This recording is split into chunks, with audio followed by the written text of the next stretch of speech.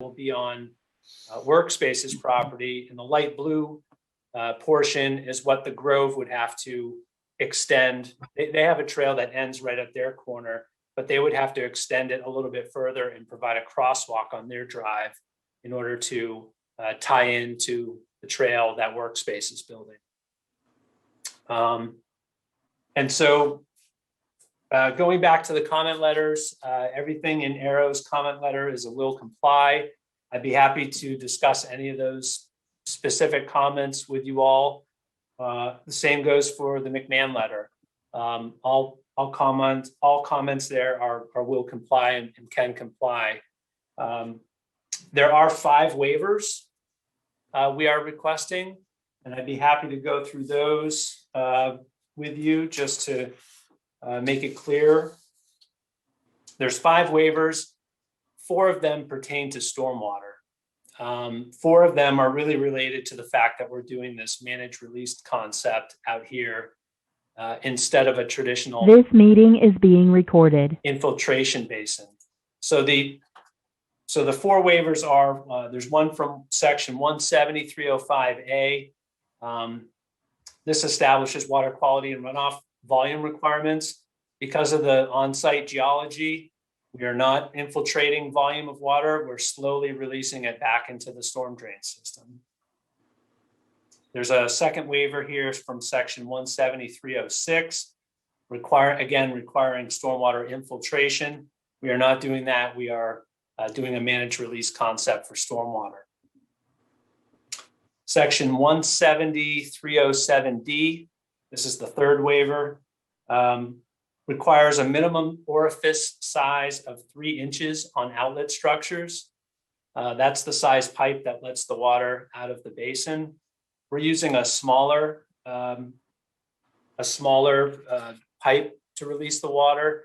That's just the nature of our design for our managed release. We want that water to slowly trickle out into the existing stormwater system. The waiver number 4 is 175-23B1F. This requires that we show where we did infiltration testing to understand the absorption rates of the existing soils. Because we know this site has problematic soils, we don't provide that infiltration information.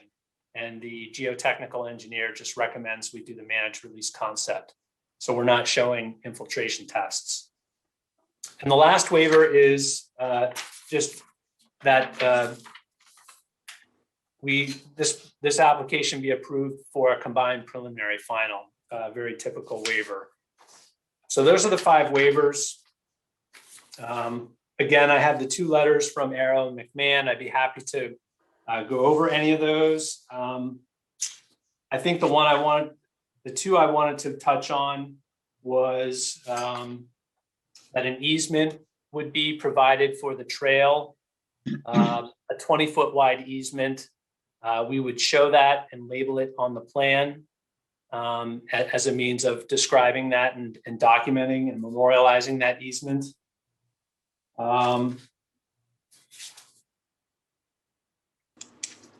We will comply with all the landscaping comments. There was a few comments about the number of trees we're adding. We will comply. We've looked at those and we've addressed most of those already. We just haven't submitted plans back to Arrow for review yet. And the McMahon letter, the big items here are the multimodal trail and coordinating with the Grove. We've started those discussions. The other comment in McMahon's letter that I wanted to touch on, you'll see up by the proposed parking lot that we were providing a sidewalk along the access drive. If you could zoom in a little bit, Zach, that would be very helpful.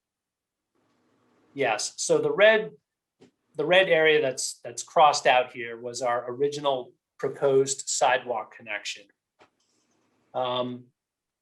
Instead of providing that sidewalk connection from the new parking lot to the building, what we're going to do instead is show this purple sidewalk across one of the parking lot islands, which gives safer access, we think, to for users of these new parking spaces to get access into the building. There is an existing crosswalk down here, and it crosses the access drive. There's a stop bar there. Traffic is controlled already. Traffic is already required to stop. Rather than have multiple crosswalks going across this entrance drive, we want to funnel all pedestrians down to this one point so that they're crossing at one location instead of several. So we feel like that's a much safer way to get people from these new parking spots into the building. Those are the comments I wanted to touch on from the review letters.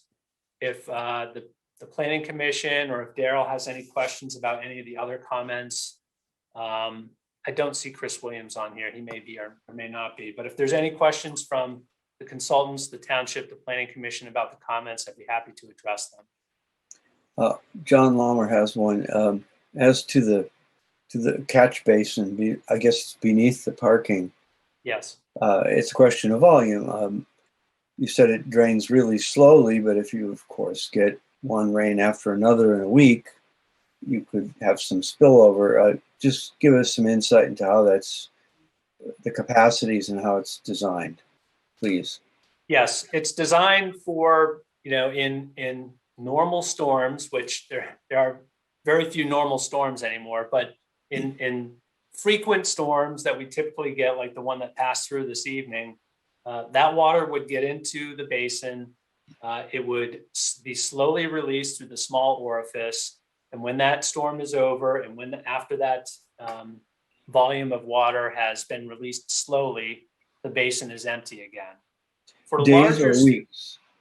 Less than the required time. I believe it's 48 hours. Okay. I'd have to look at the time, but it's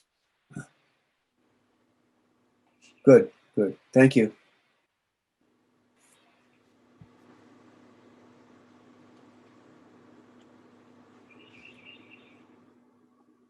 Any other comments? I love the fact that this trail is going in there. I think it's going to get a lot of use. I agree with Deborah. I think this is I think to play off the NBA playoffs, this is a slam dunk with the N1 being the trail. Yeah. It's a real easy plan to approve.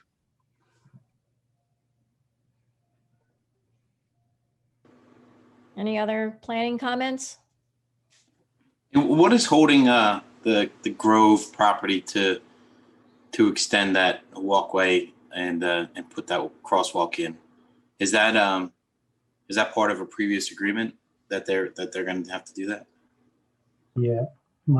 Just want to make sure I was unmuted.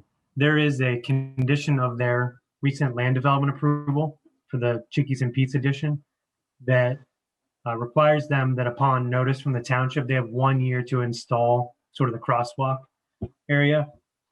I don't think we envision quite as much of a path extension up, but it makes sense to get it away from that sort of bifurcated intersection and pork chop area. So I think this makes sense, but yeah, they are on the hook to install that when given notice. Okay, thanks. Yeah, John, again, not only are they on the hook a little bit, but I should think from a marketing standpoint, they definitely want people to work to the east to be able to walk over there. Yeah, and if you recall, when the Chickies and Pete's came through, aside from the normal urgency from a development project standpoint, this was kind of mid-pandemic. So I think we were really just trying to work with them and be cognizant of the additional costs that something like this would add to a project, especially before the rest of the trail is there.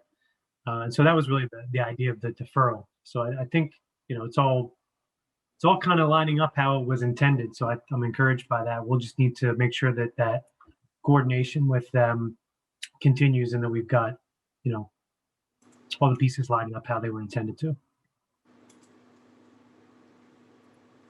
Sorry, folks. I logged back in on my phone. Are there any other comments from the commission? If not, Zach, are there any public or Brittany?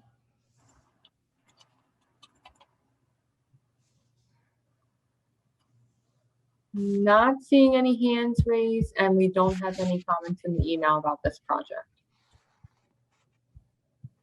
Thanks. Does somebody want to make a recommendation?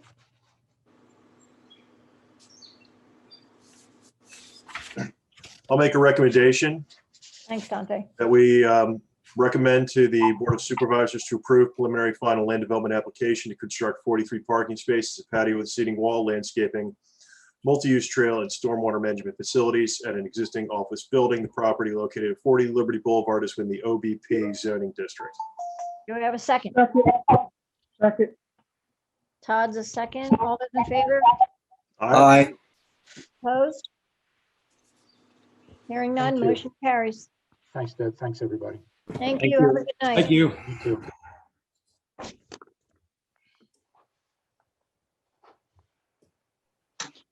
Okay. Next, we have a modular classroom building at Villa Maria Academy for the HIM Villa Maria. It's a request for waiver of land development to install a modular building to serve as an additional classroom space for the existing school located on site. The project will involve minimal site improvements and will be served by existing stormwater and sanitary sewer facilities. The property is located at 280 HIM Drive and is within the institutional zoning district. Who's here for Villa? Hello, Rob Lambert here for, on behalf of Site Engineering Concepts for Villa Maria. Hello. Hello. Zach, did you want to put it up or I can share my screen, either one? I can put it up, Rob. You'd think after 3 of these now that I would have taken the hint. Apologize. It's okay. Can only get better from here, right? It's all right. Practice makes perfect. Yeah. Seems like the more I do of these, the worse I get at it. So, No, you're able to see the, okay. yep. So as the description said, off to the left of, so I'll start off with the aerial image. Off to the left is King Road. So on the other side is Immaculata. And then you have the Villa Maria, the IHM is really the buildings on the left-hand side with Villa Maria occupying the structures on the right. In the image, you can see a parking lot that was constructed in 2015. And so that was here in front of you. As part of that parking lot, there's a stormwater facility closer to Hershey's Mill Road on the bottom that we'll actually be utilizing for this project. To the left of that image is a survey of the area. You can see the parking lot area, and then down below the stormwater basin, the area in brown is the proposed modular building. The light tan are walkways to connect to the existing walkway network. So it's a pretty simple project. It's really putting a modular building that's going to have 2 classrooms in it for the school use. And we're going to connect the roof drains from that just to that stormwater basin. So it'll all be controlled there.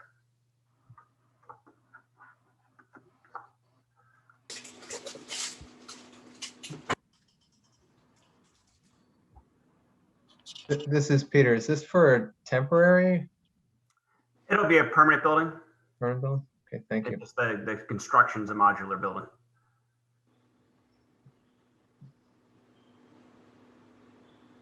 The advantage to the modular, it can be built very quickly. They would like to open this building for the fall, for this coming fall.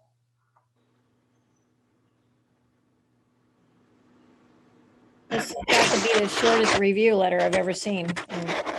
And we've already addressed it and resubmitted. Yeah. I'm going to frame this review letter. Yeah. Any other comments or questions? I don't have any.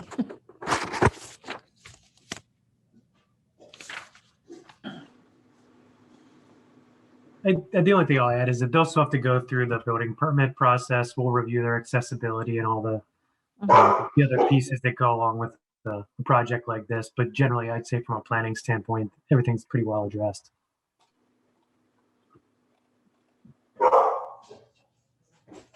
That's my dog. I apologize. Does that count as public comment, Deb?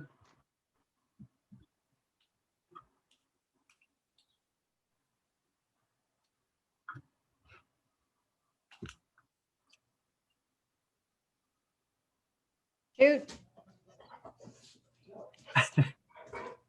Hey, Rob, this is Daryl. You mentioned that you resubmitted. Did you resubmit to me? I believe it was emailed back. We haven't submitted hard copies yet, but we can send it to you. Well, I didn't receive an email from you, I don't believe either. All I mean, right. I'll accept an email. Yeah, I did I'll make sure that gets emailed to you first thing tomorrow. Okay, that's fine. I did receive the ENS and grading control permit application. So as soon as I receive that revised plan and it's acceptable, I can go ahead and approve the permit and get that out to you as well. That'd be fantastic. Thank you.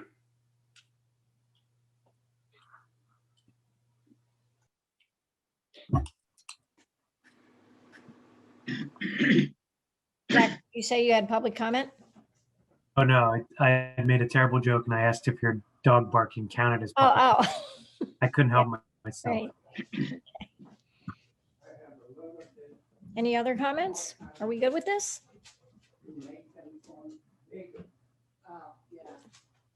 Somebody want to make a recommendation? Is it gonna look nice? Yes, the last building they built was actually a similar construction. It's a nice looking building. I'm not sure if they're going to do a stone apron on it or not, but it looks like a nice looking building. Okay.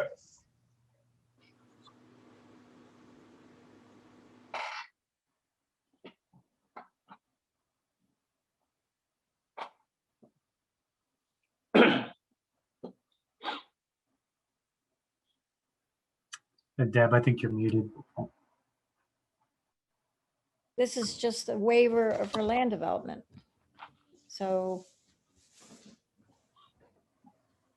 That's correct. It would just be a recommendation, similar to a regular land development, it'd be a recommendation to approve the waiver, the requested waiver of land development.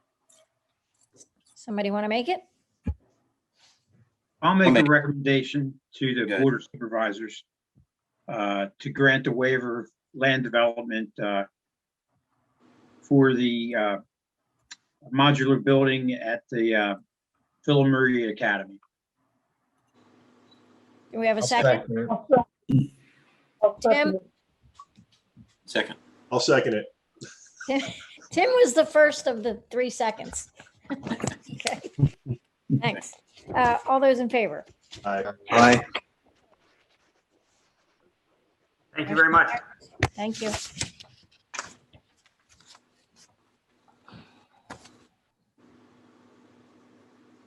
Okay, moving on to the ordinance amendments. Actually, Deb, we have one Don't we more. have- What do we have? We have one more request. Oh, I for forgot, the waiver. Great Valley School Lav. Yeah, this was a later addition, so I apologize to everyone for not giving a Yeah. little more on this one. Hold on a minute. I forgot to print that one out, that last minute one. Want me to read it off, Deb? Hold on a minute. Yes, please. Sure.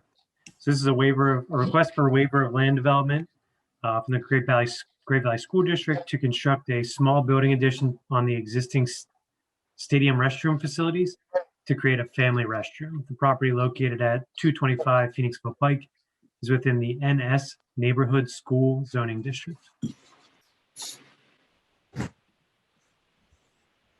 Okay, one sec. Hello, And who's we here have- for Great Valley? So Chuck Peterson from the school district was not available this evening, so I'm David Schrader, Schrader Group, and we were the architects who put the package together for the addition. So I'll represent the school district tonight. Okay, So Zach, if you want to put that up real quickly, the simple images. So the images that you're seeing are of one of 4 very simple projects that the district is hoping to undertake this summer You will see a resurfacing of their rubber track. They're just going to go ahead and replace the product that's on there with a new product because it was past its useful life. And they were attempting to do 3 very simple interior renovations within the footprints of 3 structures on site. One is they're going to do some minor renovations to the inside of the concession building. They are going to do some minor renovations to the press box on top of the stadium itself. And then the third project, the one that we're in front of you for, is this, which is the existing bathroom renovation, which is circled in red. Thank you, Zach. And if you're not familiar with the site, the upper left-hand corner is where you would come in for ticket entry to the site. That's adjacent to the middle school. The bottom adjacent to this building is where you come across from the high school, and it's where the teams generally enter the stadium. And we are doing an ADA renovation and simple systems renovation to the inside of their toilet room. And part of the renovation to that means that we need to expand the width of the various stalls within the facility, which means that we're eating up more of the inside. And to try to stick with the assembly requirements of code, we're adding a family restroom to the front, which is that little block at the very front of the site. And if you go to the next one, you'll see a little bit more closely how this happens. So essentially, the 2 entries will be coming down around that block, that red block. The red block is a 9'4" by 9'4" single family restroom addition to the front side of the restrooms. It's on concrete, so it's already on impervious surface. So essentially, we're not adding any impervious surface. We're just adding this single family restroom to the bathroom structure. So it's a very simple addition, and we're just seeking a waiver from land development to construct that 10 by 10, just shy of 10 by 10 structure in front of the bathrooms.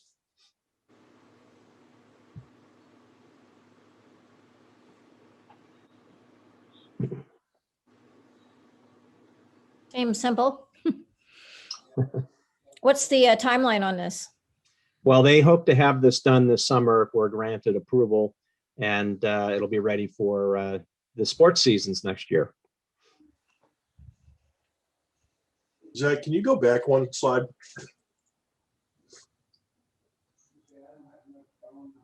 Having used a family restroom with 3 children and a wife, 9 by a half-ish doesn't seem that big. It looks like you could utilize more area to the left in that shaded area. What is that? Am I reading that incorrectly? Why 9 by 9? So if you go to the next slide here, essentially you need approximately 5 feet by 8 feet to create an ADA restroom. Yeah, zooming in there. What we're trying to do is create privacy entries to the 2 bathrooms, since we actually have to stretch the bathrooms inside to allow for the greater widths for the ADA bathroom stalls.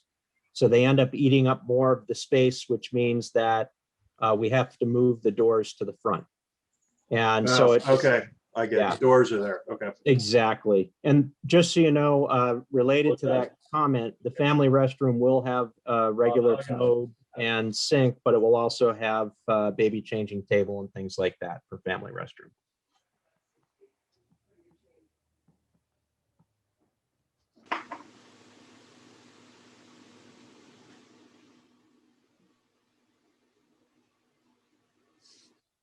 That satisfy you, Dante?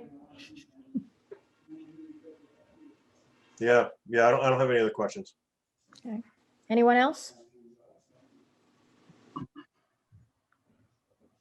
I do have a question just related to, why this is showing up at the last minute, knowing that this project was needing to be done for the new school year. I mean, normally we, get a little more time. I can field that one, actually, in fairness to David. There was a building permit submitted. And recently when the building permit the review letter was issued, it came to my attention that there was a small addition associated with it. So in fairness to the school district, they've made the township aware of this handful of projects and some other they've been working on, but it wasn't really caught in a review until just recently. the actual building permit review, the technical review. So the reason we tried to throw this on last minute, and again, I apologize for that. I'm grateful for you guys making time for it. Just want to make sure that we're allowing these guys to keep moving on their timeline because they do have such a tight window over the summer to get the work done while there's not students sort of clogging up the works, for lack of a better word, I guess. Okay, thanks. Any other comments? Any public comments?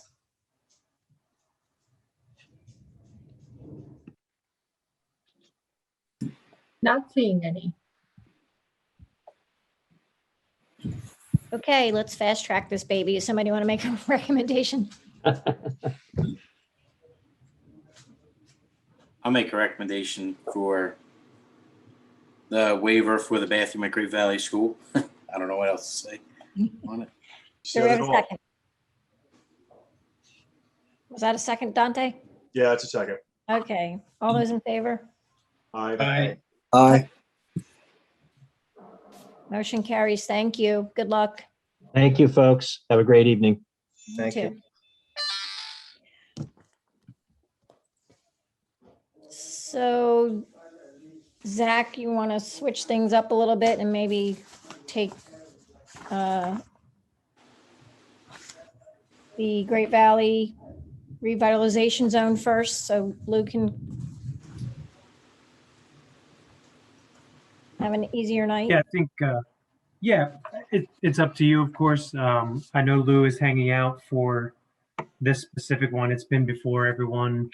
I think it's been before this group twice informally, Yes. but this is more for the formal recommendation. So in fairness to Lou, if he, It'll sure be you the can one get that takes somebody the else least to do it. time, I think. I appreciate that. Thank you.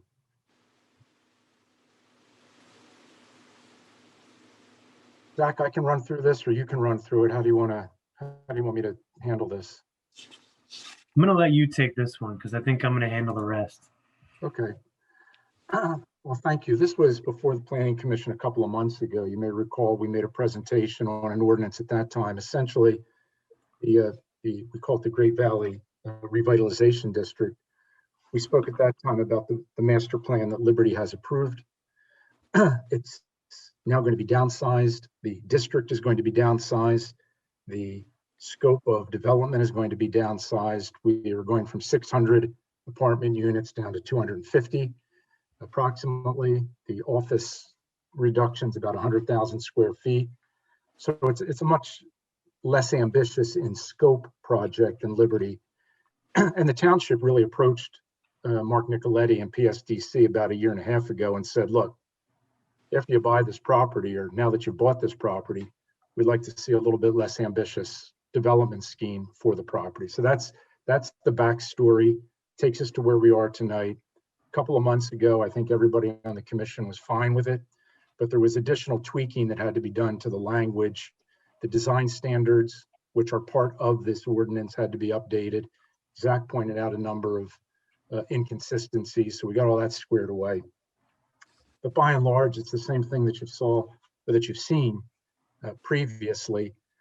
We've eliminated, to remind you, we've eliminated the hotel use from this zoning district. We've reduced the building height. I believe 115 feet was permissible. We're down to 75 feet. We've increased setbacks along certain interior roadways. We've reduced FAR for the ratio of how much you can build on the property. I'm going very quickly here because I don't want to bore you with things that you may not really care about or that you may already remember. The biggest change was, to me, is that the project will probably be built in phases, no surprise there. And the township wanted to be sure that when the first phase is approved, whatever that might be, that the monies for all of the road improvements are escrowed at that time, no matter first phase, second phase, third phase, fourth phase. And you'll see that in the ordinance. So we agreed to that. Mark Nicoletti agreed to that. So if the first phase is only 100,000 square feet, he'll be posting financial security for the total road improvement package, which is fairly substantial. We're looking at $4 or $5 million. I can answer any other questions you might have. But that's really where we are with this. The board has vetted it. The board has scheduled a hearing for it on June 21. And tonight they simply need your official recommendation so that they can proceed forward.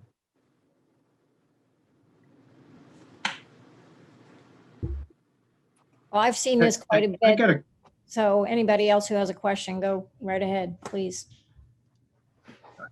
I have a question. I haven't had a chance to really study this one. I studied everything else but this one real hard, but so I apologize for that. But we're amending the ordinance, but the overlay district did used to go to the north side of Liberty Boulevard also. Are we amending that also, or just the south? That's the Jeff Broadbelt change that I should have mentioned earlier. You're the one that put that up 2 months ago. And you brought it to our attention that, shouldn't there be a map amendment here to eliminate that acreage from the district? I apologize. I should have mentioned that in the overview. But yes, the lands that PSDC no longer controls, the lands that have already been redeveloped by Exeter as a new office building, they've been deleted from the district. They have no use to be in this district anymore. And that's really, Jeff, where the diminution in acreage comes from. With them in the program, it was 35 acres. With them out of the program, it's 25 acres. Okay, so the overlay isn't even on that northern side. You right. froze up for a while, and I might have missed something, but it's not even on the north side anymore. That's right. You missed some very intelligent comments that I was making. That's good. I got my answer. I'm good. Okay, all right. So this is the area that's right by Old Moore Hall Road, the one that you talked about with this, like the tiered road. Okay. That's right. Thanks. And just like the plan you just saw with the Grove and, the Siemens property, this is the same kind of setup. I think in recent approvals, Zach and the township, have required that when we come along, and I guess we will be this project, when we build our trail, they got to build their trail, or they have to build the extension of their trail. So I think it's all going to come together pretty well.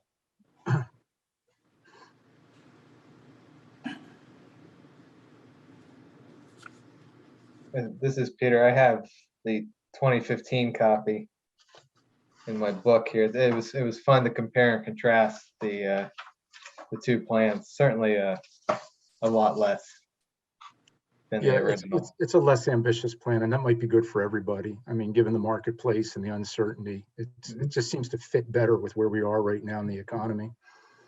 Just the fact that it's going somewhere is a good thing. Yeah.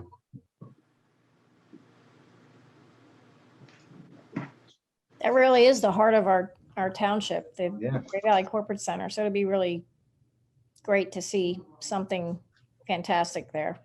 Hopefully, with workspace on board, with Mark, taking over some of the Liberty properties, I think you're going to see what you saw tonight. I think you're going to see a lot more of, as the corporate center has no choice. I mean, it really does have to install these trails. It's got to get relevant. It's got to have, these amenities. And I think you're going to see that probably over the next 18 months, a lot more of this. Yeah. That sounds good. I know 29, the restaurant, is not part of that project, but that's right. I just took a tour through there the other day for an event we're having, and I can't even believe the work they put into that place. And they're going to focus on corporate events and wedding venues. Yeah. So I hope the corporate world comes back for their sake. I hope so too. This is John. As a layer to that, a lot of things are changing around us. I've chatted with people who own Mueller's, for example, on Route 30, and their sales have skyrocketed for 3 years, and they actually can't get product to sell anymore, plants and so on, because their suppliers are totally sold out. So I expect to see wave after wave of new approaches to life, and that could include, besides paths, a greater interest in gardening. So the landscaping isn't just going to Home Depot and buying what they have on sale anymore. It actually has an aesthetic, for example. So I'm excited about all this, and I'll be very grateful if these people follow through and finish it. So will I.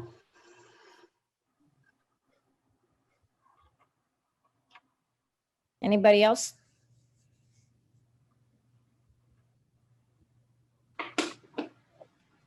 Any public comment?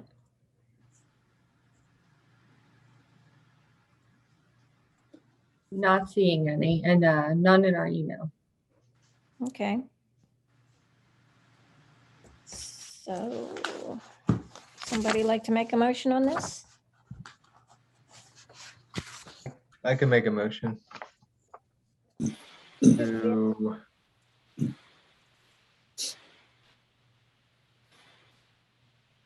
Number 6. that's what I thought. Okay, I was gonna say. I can make motion to approve the zoning text and map amendment related to the Great Valley Revitalization Overlay District with corresponding design guidelines within the subdivision and land development ordinance. Do we have a second? I'll second it. Is that Jeff? Yeah. Okay. All those in favor? Aye. Aye. That's 2 ayes. 3 Aye. Aye. Got my thumb up. Aye. Opposed? Oh, Motion Gary has carries. his hand up, I see. Gary Who? Sheridan. Oh, Uh-oh. I can't see Gary. Oh. Zach? No, that wasn't me. Oh, it wasn't you. Oh. Okay. I don't know if it went up. I don't know how. Okay. Well, hi, Gary, anyway. Hello. Anyway, no opposes, no opposition, whatever. Motion carries. Thanks, Deb. Thanks, everybody. Thank you very Good much. night, Lou. Good night. Is it really good night? Is he leaving? I'll probably just observe some of the other Uh-oh. stuff, but I don't intend to. I didn't know if you'd be back participate. again, and I. Yeah. Okay. All right, talk to you later. Bye-bye. Bye. Okay, so back to steep slopes. Zoning text amendment related to steep slope protection and corresponding definitions within the zoning ordinance and subdivision and land development ordinance.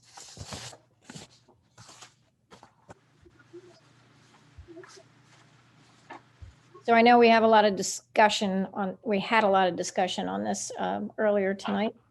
Maybe we want to continue that. Or would you like me to give just a brief overview, Deb? Sure. And I will make it brief. So this is our steep slope ordinance has been problematic for some time. I know that's come up on some conditional use applications, been a number of variances before the zoning hearing board. So we've tried to take an opportunity here and address some of those issues within the code. Essentially what we've tried to do here is to revise and add some definitions that clarify how slopes are measured, what they're applicable to. So for example, we've applied specific focus within the steep slopes protection ordinance to more so on the natural slopes as opposed to man-made. So you'll see that's sort of a building block of the ordinance that focuses some of the restrictions for things that you can do or not do within steep and very steep slopes, primarily onto natural slopes, and allows man-made slopes to be disturbed, regraded, since they are not natural areas and in general, are appropriate to do those types of activities on or to disturb them as part of redevelopment projects, what have you. So aside from those definitions, which, one major piece of that from a calculation standpoint is they used to measure the steep slopes over or sort of a horizontal distance of 10 feet. So you trigger the ordinance if across 10 feet, your slope rises 1.5 or 2.5 feet, gets you into these categories of steep and very steep. What we've attempted to do is change that measurement to 4 contour lines. And so measuring between contour lines, as you know, is how you generally measure slope on a site plan or a topographic map. This not only is it a little more clear how it is triggered and how it's measured, but I think in theory, is also a little less onerous. It doesn't apply quite this granular focus on any bump throughout a property or along the road. So that was an intentional piece of this to try to, smooth out and apply a more appropriate focus on changes in elevations to make it hillsides and not just berms or roadside embankments. Another piece of this, sort of in the applicability section, there are some additional details now that put the onus on the developer or the applicant, the property owner, to determine whether a slope is man-made. So with this distinction between the two types, the idea is, okay, that's all well and good, but it needs to be demonstrated that it is in fact man-made, either through previous grading activities, earthwork, or what have you. And then it allows the zoning officer the ability to review that and make sure that appropriate mitigation measures are in place. Aside from that, the bulk of the ordinance is unchanged. There's some cleanup, some things that were unclear, I believe, previously. For example, there was language in there about toilet facilities being connected to central water and sewage facilities. That was all redundant, in my opinion, the way it's addressed in these tiers of what you can do and cannot do. So aside from that, there's not a whole lot of changes. So if there's any questions, I'm happy to run through it. Can I ask a quick question about, I kind of, maybe I'm wrong, but I see a conflict of interest in the land developer having the onus of proving or disproving a man-made slope. Wouldn't it be potentially in their interest to always prove it was man-made? They have to prove it. So I guess my response to that would be the onus is on them to provide the information to help us to understand how it got there, so to speak. But this needs to be reviewed by the zoning officer, and in theory, it's also his designee. So it's not just Ted Locker looking at it. It'll be Daryl, it'll be myself, it'll be others among staff and consultants to determine, make sure that it is truly man-made, and that if they're going to disturb it, that appropriate measures are taken to kind of mitigate that, whether it's a retaining wall, retaining vegetation, trying to understand the soil conditions, those types of things.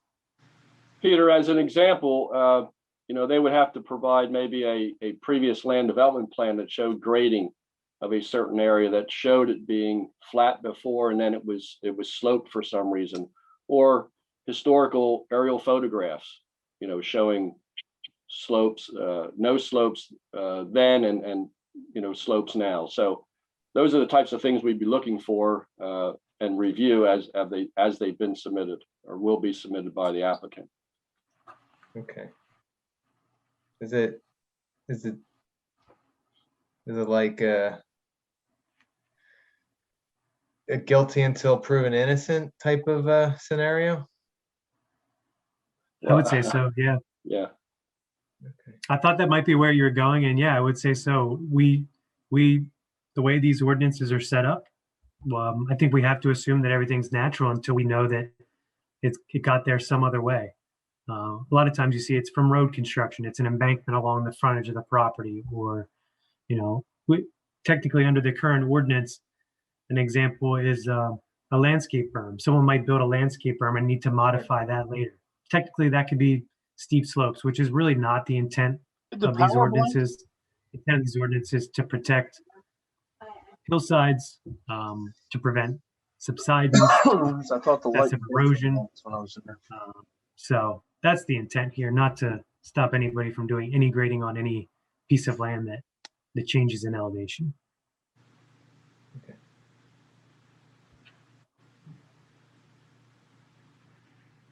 Zach, I have a number of questions. When you average over 4 contour lines, how are those contour lines chosen?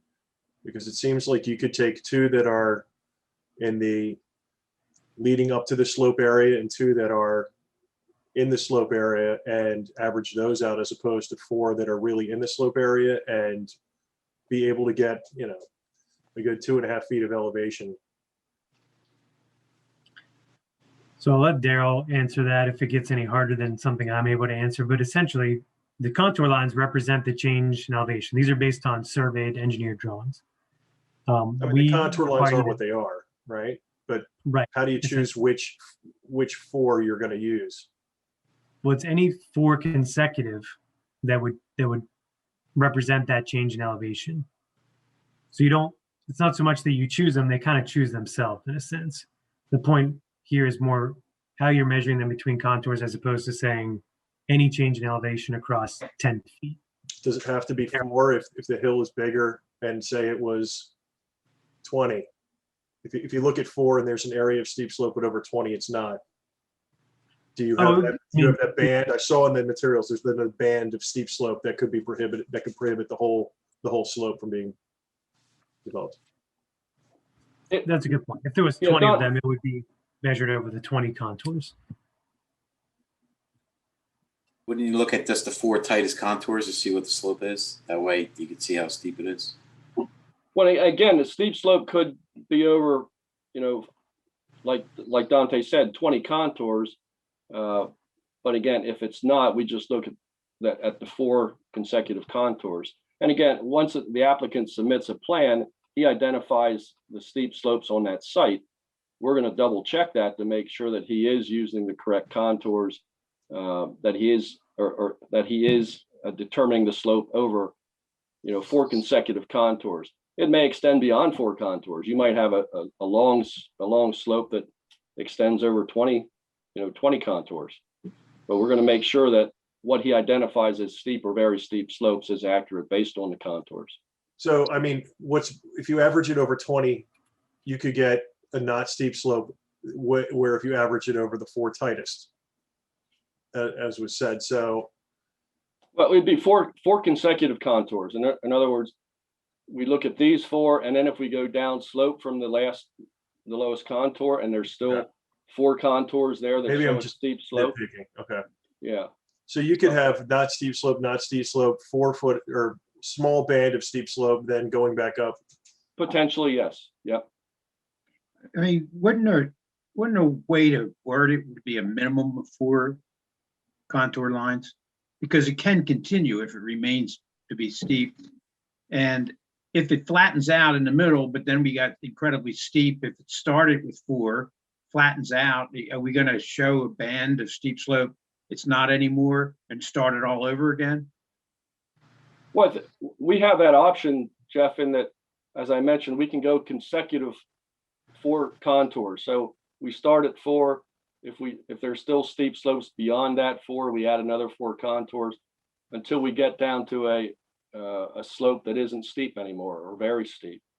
So with the 4 contours, I think that's a reasonable number of contours to evaluate where steep slopes are. I'm not saying that we can't go beyond those 4 if indeed there are steep slopes above or below those 4 contours. We continue to use 4 contours to determine the steep slope or very steep slope on the plan. Okay.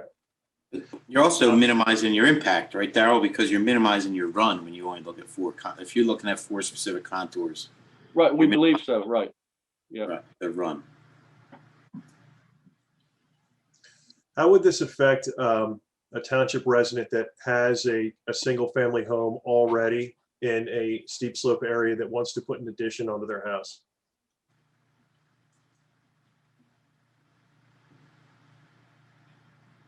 The way the ordinance is currently written is that the existing home itself is grandfathered. A new home could not be built in areas of slopes, but an addition would likely trigger either through that same prohibition on single family homes or the other activities that would be required, like cutting and filling. So yeah, they likely would not be able to do that by the letter of the law, but that's where I think, and this is not something that we take lightly, but that's where the zoning hearing board comes into place. When there's a zoning provision that doesn't apply cleanly, let's say, to a property or to a project, the zoning hearing board can always grant a variance to lend relief if there's a hardship that's created or if there's an unreasonable impact on a project. So that's in that specific instance, I think that would be a case for the zoning hearing board. Did I misunderstand before when you said this would not be subject to a variance? There used to be a provision in the code that said the following are the blah, blah, blah, blah, and shall not be subject to variance. We removed that section because anything that's in zoning can be subject to variance. So it wouldn't be going forward. Right. All So again, but just to clarify one small thing on your question, if the addition was in slopes, it would trigger this ordinance. Right. If the the addition was outside, it wouldn't have any impact. Resident could appeal for relief. Absolutely, yes. Last question. What's the justification for including or excluding the area of steep slope and very steep slope from the impervious calculation? It's a good question. That's something I know is a question among other members of the commission, so I do want to address that. I was reviewing this in a little more detail with the solicitor and zoning officer today. I think the way this is drafted, the way this ordinance is, let me just pull it up here. There's a section it's actually in the developable acreage amendment that says that all development standards within the applicable zoning district shall be calculated based on developable acreage of a lot or tract unless otherwise noted. The way all of these coverages, area, and bulk calculations for each zoning district are in our ordinance, they're shown within, and I'll just do a quick screen share. They're shown within these tables. And so this is kind of a structural issue within our ordinance. We don't have a lot of text that says, here's your maximum this, here's your minimum that, and it spells out either in words or sort of delineates how things are calculated. The portion that says, unless otherwise noted, effectively acts as a catch-all for anything in these tables that doesn't have a note as to the unit of measurement here or how it's intended to be calculated. So in the case of tract density, it's units per developable acreage. You net out all the things that can't be developed upon in order to determine how many units or how much development can take place on a lot. The things like building coverage and impervious coverage will be based on percent of tract. And so that would be a gross calculation.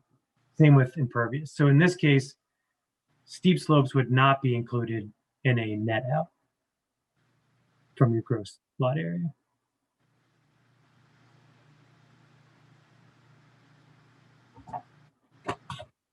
Question. Sorry, the way I read the worksheet was that impervious was in that, but you're saying it's not. Correct. Yeah, and I apologize for the miscommunication on that. I've reviewed this in more detail with Ted, and obviously these are zoning officer type interpretations. He's the sort of the keeper of the book, so to speak. So between his interpretation, the way it's drafted, this language is drafted, and from what I can gather about how these types of provisions have been applied over the last couple of years, again, keep in mind, we've had a number of zoning officers over the years. From what I can gather from how this is applied, that would be how coverages are calculated. John here. Zach, I have a question. It just seems to me intuitively we don't have a lot of undeveloped land on steep slopes that people are rushing to quick buy and develop. But we do have a lot of old homes on pretty steep areas or next to them. And so I think Dante's question is pertinent to that you could envision a lot of people doing big remodeling projects beyond just decks even. In fact, I see one right now along one of the Valley Creek tribs right off Swedesford happening. So, I think that'll be the big rush, the big challenge in finessing this table. Do you agree? I do agree that we don't have a lot of undeveloped slope areas likely. Every property is a little different. I would say the intent of the ordinance is, the reason we opened up the steep slope ordinance was primarily to address this man-made versus natural issue. And the reason we opened up the developable acreage was really not to address this issue specifically, but rather the environmental issues, the contamination issues. But when you start looking at ordinances and you make tweaks and you sort of track down the loose ends and cross references of definitions, you end up, I'll say, making a little bit more of a mess that you have to clean up, right? You need to address things in other ordinances that cross reference and correlate to each other. Yeah. All that to say, I would agree that there's going to be people that are affected by this. It's difficult to craft one size fits all ordinances, but again, that's where the zoning hearing board comes in. We don't want to be sending everyone to the zoning hearing board, but that is why that entity exists, and that's why that process is in place. It seems like an important project, and maybe it is a mess of spaghetti, but it's got to be worked on.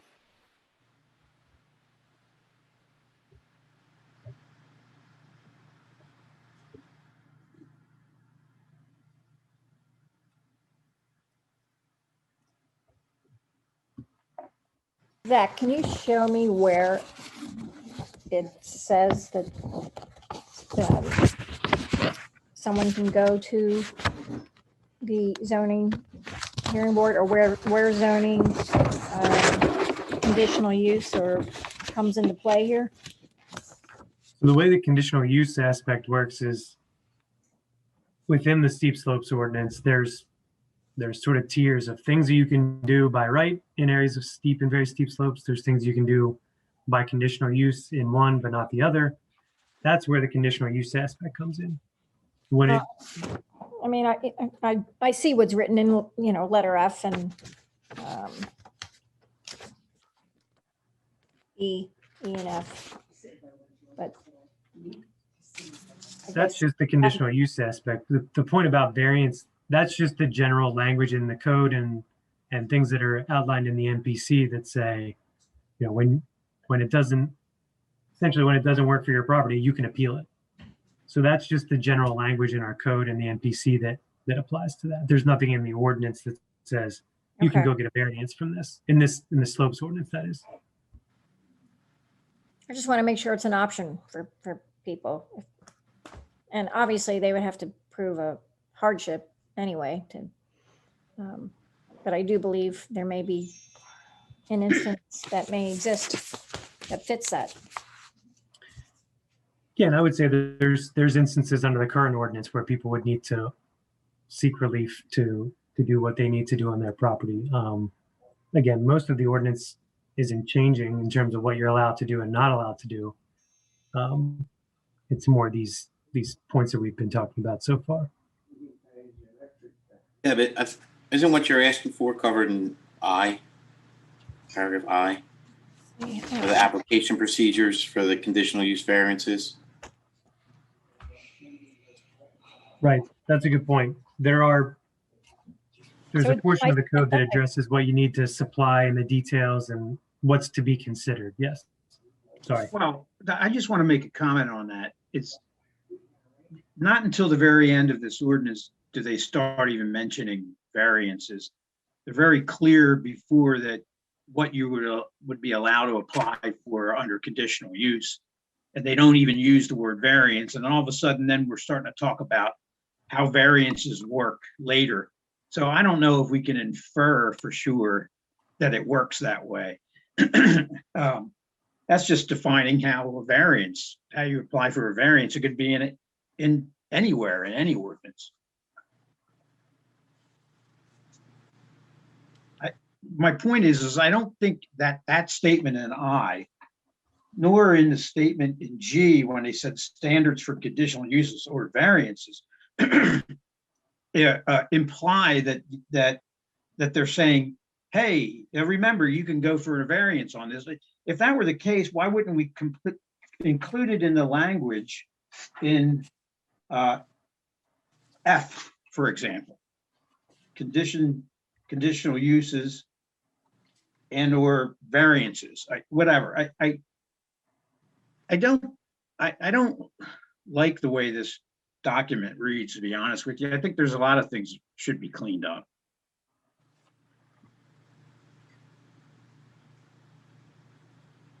Yeah, a lot of that is, as you know, the existing language. I don't disagree that it's a little hard to follow. That the first time I went through it, I had to kind of read it front and back, like front ways and back ways.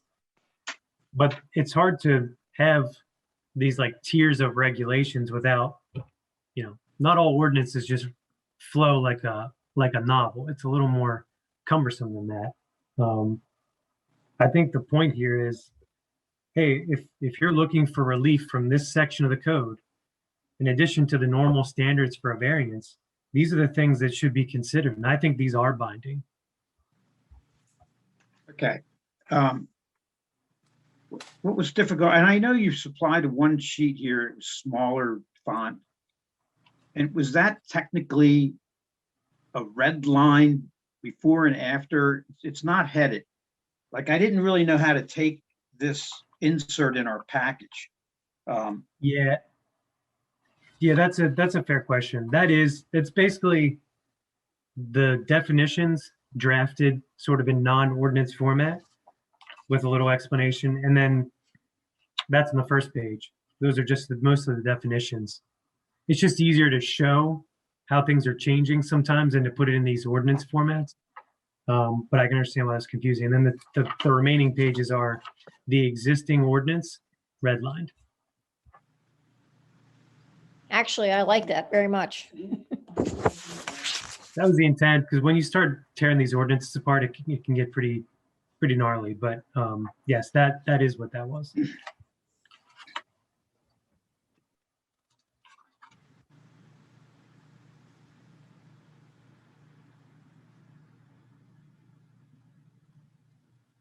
Anybody else have any comments, or Peter? Question to Daryl. Do you think the new definitions are better than the former? I've reviewed the definitions with Zach several times, and I believe they're better than the currently existing definitions. They couldn't be reinterpreted, and they're not vague. I guess no one could find a loophole in them. Well, I don't know if I'd say that. Yeah. You talk to an attorney, they can find a loophole anywhere. But hey, I believe for the layperson, I think they're fine. I think they're good. Yeah, just for the record, Maybe this Lou has can been give us an reviewed by the opinion. solicitors. I won't put words in Lou's mouth or any of his associates. This has been reviewed by our solicitor's office, but I know that folks from his office have also reviewed it. Yeah, I can chime in. I've been following the discussion. I think the overall intent is good, and I think the ordinance covers it. We have a couple of projects that you folks have seen that are just waiting in abeyance. One is the Aegon campus, and the other is the expansion of the parking lot up there for JP Wellahan's. And perfect examples, steep slopes are the side of retention basins and artificial berms and debris on the Aegon campus that was left over from prior construction. And it's a practical consideration as well, even for the individual homeowner. I know Dante asked that question. The current ordinance does let you get relief to disturb those slopes, but it costs about $2,500, by the time all is said and done, for an individual homeowner to go through that process. And it's totally unnecessary. You're putting and I think your zoning board agrees, you're putting a real burden. The large developers, fine, okay, that they can handle it. We've been doing that for years. But it really is a mess if you want to put a deck on your house or something like that. But as far as the rest of the ordinance goes, and I wanted to touch on one point, the current ordinance, and Zach is correct, your zoning board has declared a portion of the current zoning ordinance to be unenforceable. And that is also what's changing. The current ordinance says you can't even ask us for a variance to disturb steep slopes. And of course, that's contrary to law.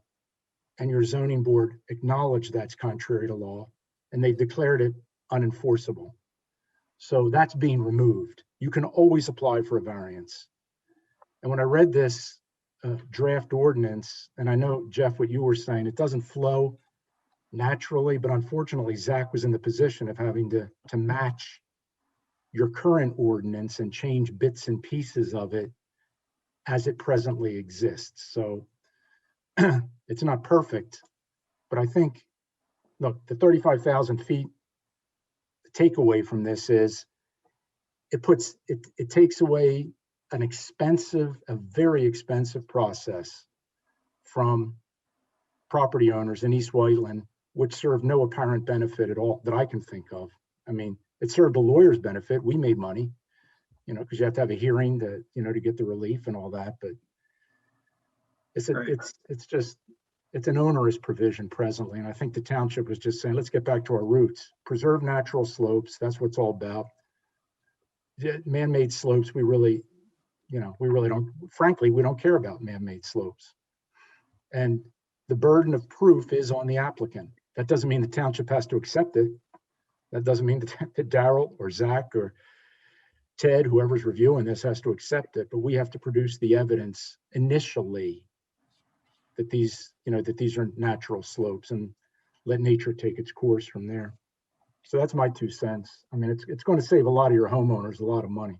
Yeah, I'm going to build on that. My impressions were that it would net out an increase in homeowner cost, because I think it's going to increase existing non-conforming because of our change in definition. And so therefore they'll be shelling out that $2,500 more often. There might be some people that they don't, because the man-made component of it, which is actually an interesting scenario. If they created a steep slope next to their house when they originally did a walkout basement scenario in the side yards, they could say it's man-made, so therefore I can go dig it up and build one. So that's interesting there. But my concern was that it could cause actually costs and burdens to existing homeowners, and it really has to be looked at hard that way. But and who knows, maybe it's like no net difference. It's just changing what homeowner would have to do it versus another. One gets off the hook and one on the hook. Yeah, I mean, it'll be picked up at building permit. If this ordinance gets approved, the way it would go down is somebody would, let's just use an addition to a house. Somebody files a building permit for addition to a house. They're going to have to show the slopes on the property. Whoever reviews the building permits in East Whiteland will send it back and say, you got slope disturbance here. Send us evidence that it's natural, or that it's a man-made slope. And if they have it, then there's no additional cost. The cost ends there. The township, reviews the building permit, and these people go forward. If they can't prove it, then I guess they got to go get a conditional use hearing from the Board of Supervisors to disturb, 20 square feet of steep slope so they can build their addition on their house. So I don't think it's going to add cost. I don't. I think it's going to eliminate bureaucracy. It's probably going to eliminate 6 months. By the time you file these applications, you got a 6-month cycle, no matter what you do. It's just frustrating, and most other townships have eliminated it. I mean, it doesn't serve any useful purpose at the end of the day. I guess that's the point. Right. That's the man-made portion you're talking You're about. saying that they can go ask for conditional use, but it doesn't. The way this ordinance is written, it's telling you who's allowed to ask for conditional use. Yeah. But it's not leaving it open, and a residential is not even included. So by default, they're not even allowed to ask for conditional use. This again, it's confusing. I do understand the hardship that Zach had to try to fit in new things in existing, but when you're changing an ordinance and you're editing it, you could, in theory, rewrite the whole thing. You could, right? But it specifically says who's allowed to go for a conditional use, and by default, if you're not on the list, it seems to me that the residential component's not allowed to. No, they are. Remember, the steep slope ordinance it's a general ordinance that covers the whole township. If anybody, it's not the type of construction that's allowed to go. It's, you know, if you have a house and you have first of all, if you have a man-made slope, you don't need any conditional use. We all agree to that if this ordinance passes. If you have a natural slope and you want to disturb it, the current ordinance lets you do that. The proposed ordinance would let you do that. And anybody can do that. They can just go and apply for a conditional use application. That's where it gets expensive, but you know, you can't have everything. If it's a natural slope and the township wants to regulate it, okay, that's fine. The point about But it eliminates, I'd say is prohibited. it probably eliminates 80% of the conditional use, 70% of the conditional use applications that our firm has filed on behalf of property owners over the past 15 years. East Whiteland has a lot of man-made slopes. Well, if the homeowner can prove that it's man-made all around his house, then this ordinance is in their favor. That's right. That's We right. agree. That's right. If it wasn't, and they wanted to put an addition on, they're excluded from being allowed to go to conditional use because they're not, F in here, for example, F. It says, these are the people or the groups or the conditions that allow you to go to conditional use. That's how I'm reading it. I don't have Why that. wouldn't they say anybody that has a building? I mean, It says structures. I mean, there's in section D, prohibited uses in areas of steep and very steep slope. all right, you're on prohibited. Well, right, but You're jumping back to prohibited. right, but the way the ordinance works is here's some stuff you can do and here's some stuff you can't do, right? Okay, so we're talking prohibited. All right, so we said, okay, no structures. Now we can jump to, all right, well, look, if you have a problem with that, let's talk conditional use. Let's jump to E and F. So in E, there's no doubt about it. Hey, don't even talk to us. You're on a very steep slope. That's the way I read this. And so if I jump to F, I own a home and I'm still on the don't talk to me list. That seems really clear to me.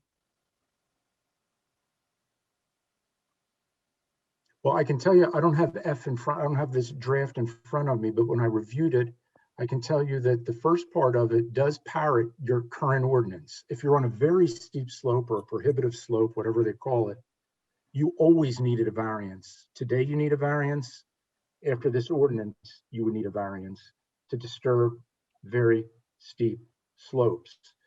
So there was a catch-all that if it wasn't that type of slope, you could apply for conditional use now to disturb a natural slope.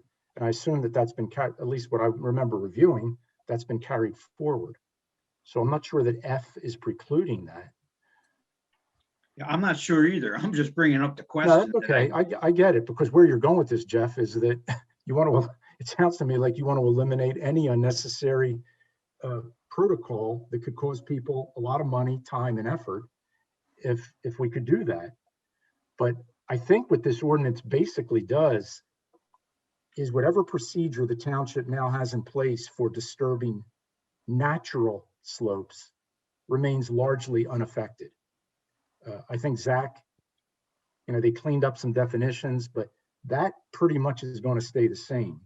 If you got a hill that God created, today you've got to go get either variance or conditional use approval. Tomorrow you would have to do the same thing. It's the man-made thing that's going to save people time, money, protocol, bureaucracy, permitting, all that stuff. Yeah. All right. Well, I get that. And I just think Jeff is right. If you have a single family home on a natural slope that's grandfathered into a natural slope, and they want to put a deck on, they want to put an addition on, they want to do anything around the house, it's going to be very difficult for them to do that under the old ordinance and under these revisions. That's correct. And if you want to loosen that up, that's up to you. But that I think what Zach was doing was just carrying forward the current prohibition. So that was the point I brought up earlier this morning to Zach and Joe McGrory. And Joe said to me, well, you couldn't do it before and you can't do it now. So nothing has changed there.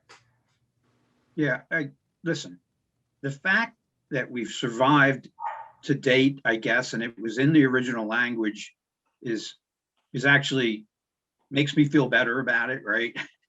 that well, it's always been that way, to Lou's point. So, I could kind of go either way on that. I would love to see the language change a little bit, but I'm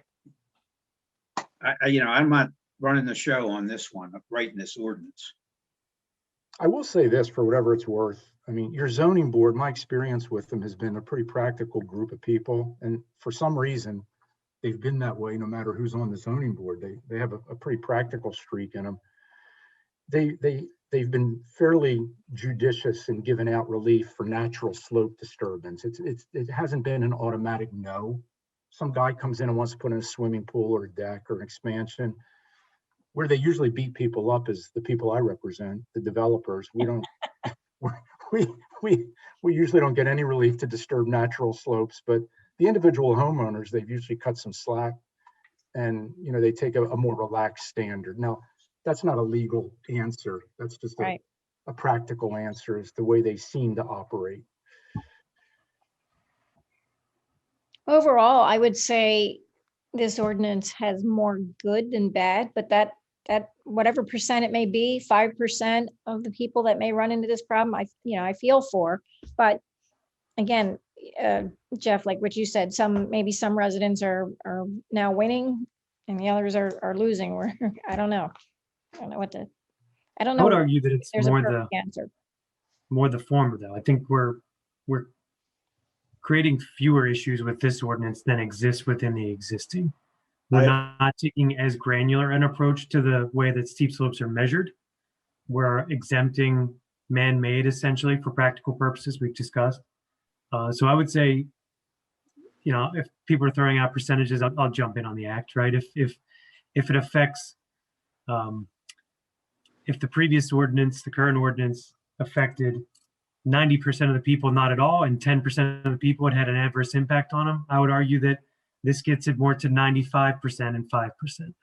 Again, these are arbitrary numbers, but I do think it's less of a negative impact on all property owners, including individual property owners and residential property owners. And it's just a more practical approach to the ordinance. That was the intent. Can't claim that I'm the most, I'm an ordinance magician, but I personally feel that this is an improvement, and I think the people that have reviewed it so far would agree with most of that. Yeah, let me just end what I think it's an improvement too, because I do think that calling out the man-made makes a whole heck of a lot of sense. Absolutely.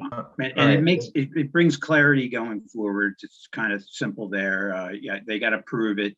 There was methods to get out of it before, and we have had it, but why go through those steps, as Lou pointed out. I would have liked to see maybe us be able to clean up a couple languages, but it's not the end of the world, because we've already proven for the past X amount of years that it's been written like this, that it really hasn't caused us major problems, because some of the language has always been there. So I'll leave it at that. But when we get to the developable acreage, we'll have a new debate. Yeah. Yeah, that's my next. I have a point to go off of one of the things Lou said formerly. Like, we have a lot of man-made slopes within the township. One that really sticks out in my head is the Knickerbocker landfill. I don't think there's any question that's a man-made steep slope. So would we be granting carte blanche to build on the landfill? No. So there would definitely be some leach on that property. There's a stream valley, as you know, that runs through it. There's some natural slopes throughout the site. But yeah, the landfill itself, it may not be super clear where one starts and one stops, since it kind of flows from stream valley into landfill.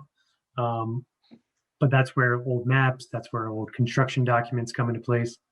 But no, I do not believe we would be granting carte blanche for them to do whatever they want with that site. Okay. That pops into my head immediately, because landfills are what they are. man-made mountains. Doesn't he already have a plan submitted? There's concept plans that are associated with his request for rezoning, but there's not a subdivision and land development application submitted. Okay. Anybody else want to comment on this? Yeah, I mean, I think this is way more forgiving to an individual homeowner, like to Jeff's concern, because of basing off of 4 contours versus a linear dimension is much more precise than going out and saying you're looking at a rise overrun over 10 feet. Yeah, that's going to be more of a fun thing, right? It's part of that. So I'm good with that, because I do think it doesn't make any sense to show anthills all over the place, right? But it's it's how that applies going forward, because you remember that's going to apply to the developable acreage now, that when you define steep slopes, it extends forward to the equation of developable acres. And so it will be interesting to see, and we're jumping ahead, but we're on a subject that I'm going to say is, McDarrell did an awesome job of displaying in his graphs that Zach had put in a package. Really cool. And I enjoyed looking at him and sitting there doing the math, checking everything out.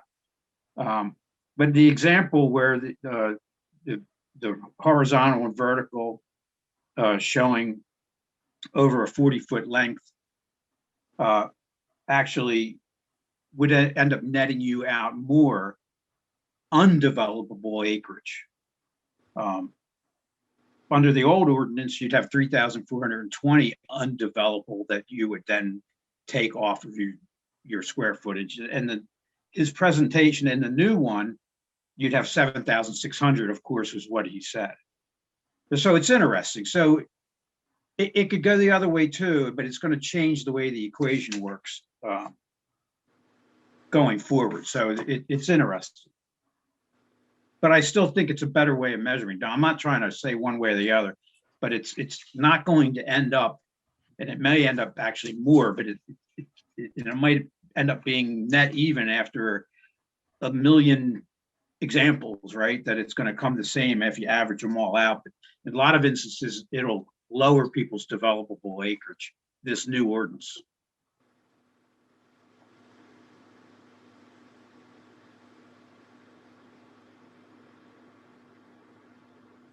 We could The intended maybe the intended purpose. one thing that might be helpful in just in terms of this discussion is maybe we talk about the ordinances. One was already recommended, of course. We can talk about the other if you'd like, and then sort of decide to make a motion at the end if that's preferable. However you want to go about it. I think we should just get it over with one by one, so we don't forget what we discussed and fresh. So I guess we do have at least one public comment. I know Martin has had his hand raised patiently. Okay. Unless is there any other comments from anybody else before we open it up for public?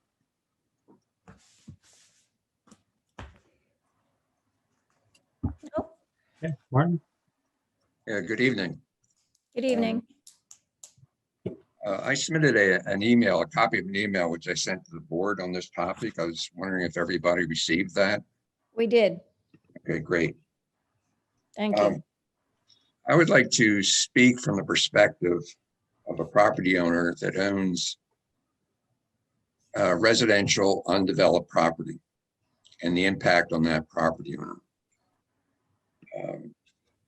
Under this ordinance, the slope ordinance, and also the ordinance in undevelopable acreage, that property owner, and as we mentioned earlier, there aren't a lot of these property owners within the township. That property owner is hit with a double whammy. First of all, the proposed definition for calculating developable acreage requires that 100% of steep slopes and 100% of very steep slopes would be deducted from gross acreage of the tract. And also, the proposed text amendment in regard to slopes, steep slopes, prohibits the construction of a single-family detached dwelling within areas of steep slope. So it's a double whammy that you have such a property that you may not even have any developable acreage after its calculation of developable acreage. And even if you did, you're not allowed to construct a single family detached dwelling on areas of steep slope, as distinct from very steep slope. What I did, without getting into reciting what you've already received, is I went and did a review of surrounding townships and their steep slope ordinances. Those townships were Charlestown, West Whiteland, Tredyffrin, and East Goshen. And without discussing each one individually, what I found was that a review of the township code for these townships, surrounding township, supported the conclusion that most townships either fully or partially deduct slopes over 25% from developable acreage calculations. However, the review also indicates and supports the conclusion that most townships do not deduct steep slopes from gross acreage in the calculation of developable acreage. And more important, the review of the surrounding township codes indicate that most, if not all, townships permit the construction of single-family detached dwellings in areas of steep slope by conditional use, subject to certain additional regulations and engineering requirements. So what I'm asking, suggesting is that specifically in regard to the steep slope proposed ordinance, that single family detached dwellings be a permitted use in areas of steep slope, consistent with, for example, what is done in surrounding townships. And when we get to the area of developable acreage, I would also recommend that the areas of steep slope not be deducted from the calculation of developable acreage. So I'm respectfully asking that you consider and discuss here, again, allowing single family detached dwellings in areas on undeveloped properties in areas of steep slope. So I get you. My property is probably 50% steep slope. And I don't want to conflate these two issues here. Changing the ordinance to allow single family detached houses in areas of steep slope is not part of the amendments that we're looking at right now, right, Zach? What we're looking at is the second part which you raised. And I think that's deserving of a conversation. I think it is, but I don't think it's in front of us right now. So in front of us right now is the situation where, as Zach indicated, you might have a fairly large tract and there's a lot of undevelopable area on it. And should that area that's not developable be considered in the calculation for density, to how many units can be placed into the area that is developable? And I think that defeats the purpose of the density calculation when you include large tracts of land that aren't developable or where you can't put units on. That's my personal opinion. There may be others, but I guess what I'm suggesting is there really aren't that many undeveloped residential properties. In my particular case, I have a 2.5 acre undeveloped piece of ground that's mostly steep slopes. And setting aside the developable acreage portion right now, that ordinance, and just concentrating on the steep slope, I think it's more than reasonable, based on a review of surrounding townships, that a permitted use, and we're considering this ordinance, should be a single family detached dwelling. I don't think that's unreasonable. We're considering the ordinance. I think everything in the ordinance should be subject to discussion and change. And I would hope that we could come to some understanding that a single family detached dwelling would be a permitted use. it's not under the code as it is written now, and it's not in the proposed amendments. So I'm sorry. Does that prevent you from recommending that going forward to the board of directors? I don't know. It hasn't been, I don't think, appropriately studied by the township. It hasn't been published. So, Zach, I think it's worth a discussion going forward, but it's not in what we have here in front of us tonight. Well, I would respectfully submit when the steep slope ordinance came up, I guess about 2 years ago, Zach, is it?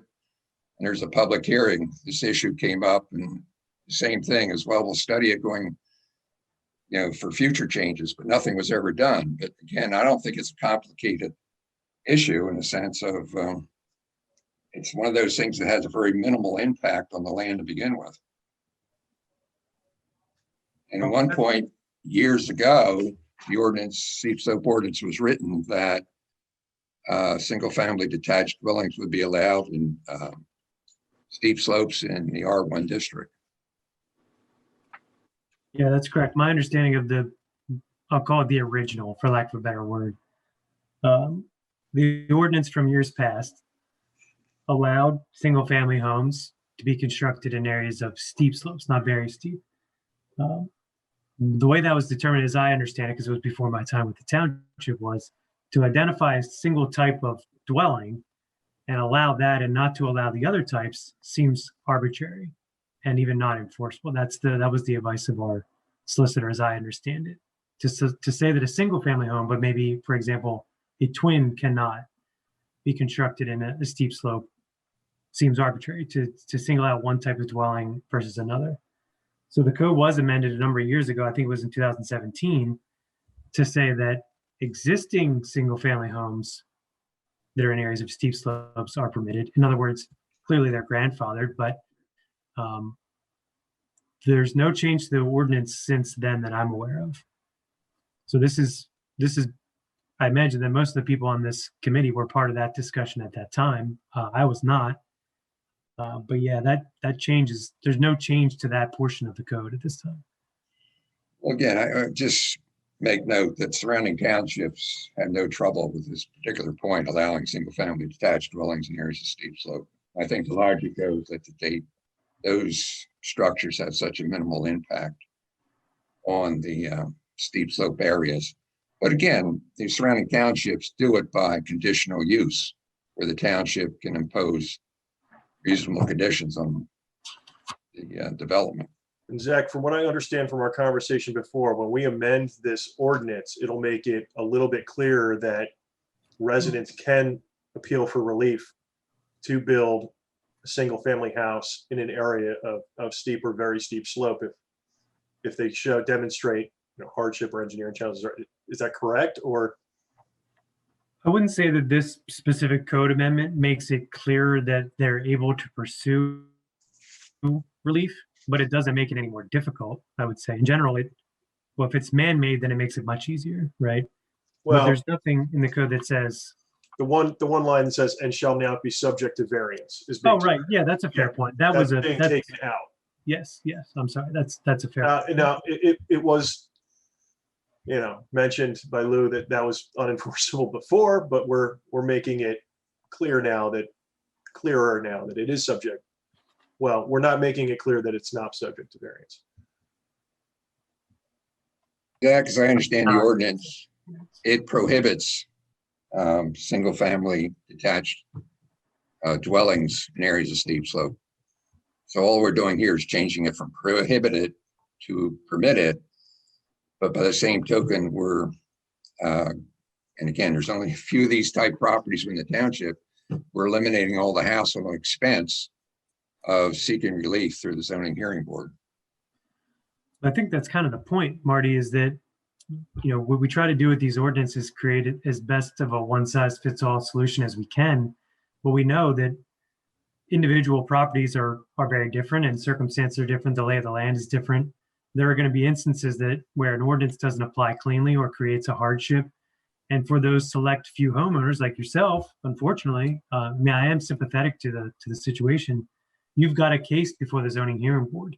If the majority of your property is comprised of steep slopes and it limits your ability to use and enjoy it, you have a case before the zoning hearing board. I'm not giving you legal advice here. That's the job of the zoning hearing board. And and yourself if you were to pursue that. But I mean, I think that is truly the intent of the zoning hearing board, is to understand how these one-size-fits-all solutions apply to individual properties and try to grant relief, if needed, for that property to be able to use their property. Yeah, but Zach, that's my point. Why? There aren't that many of those type properties that I'm talking about. And it's simply a question of saying, is it prohibited or permitted? What's the township losing by saying it's a permitted use, given the few properties that it apply to? I think the concern is more of a safety issue. It's about subsidence, it's about the erosion that's resulting from it. And Marty, as you know, I'm sure we could ping pong this. We could go back and forth on this all evening, but again, by conditional use, that's what surrounding townships do, impose additional conditions and engineering requirements. That's readily, can done be easily. So again, I mean, just a permitted use, single family detached dwellings in areas of steep slope is a permitted use, but by conditional use. Subject to, the additional regulations and engineering requirements. Zach, a question is the section C, because your red line thing you didn't hold it permitted uses. All you did was add point number 7, replacement of existing bridges, culverts, etc. And you struck out or non-wire fences. So the permitted uses didn't change whatsoever for the most part. I mean, very little. Right. And the conditional uses didn't change from the old ordinance at all. So yeah, not substantive. So we've survived up to this point, and we were talking about this with that. And I do understand what Martin's saying. So it would be the way you seek relief would be identical than if we were never even having this conversation. Correct. Like if Martin wanted to develop, build on that land. So nothing's changed, Martin. That's how I look at it. Now you may be saying, let's take the opportunity to have some provision in there to allow it. And I get that too. My thought was, well, if we ever had a provision, you'd say on tracts less than 3 acres, and then we'll allow it. To cover the person that owns one lot next to him, it's already subdivided, and that's their form of retirement. I'm just, for example.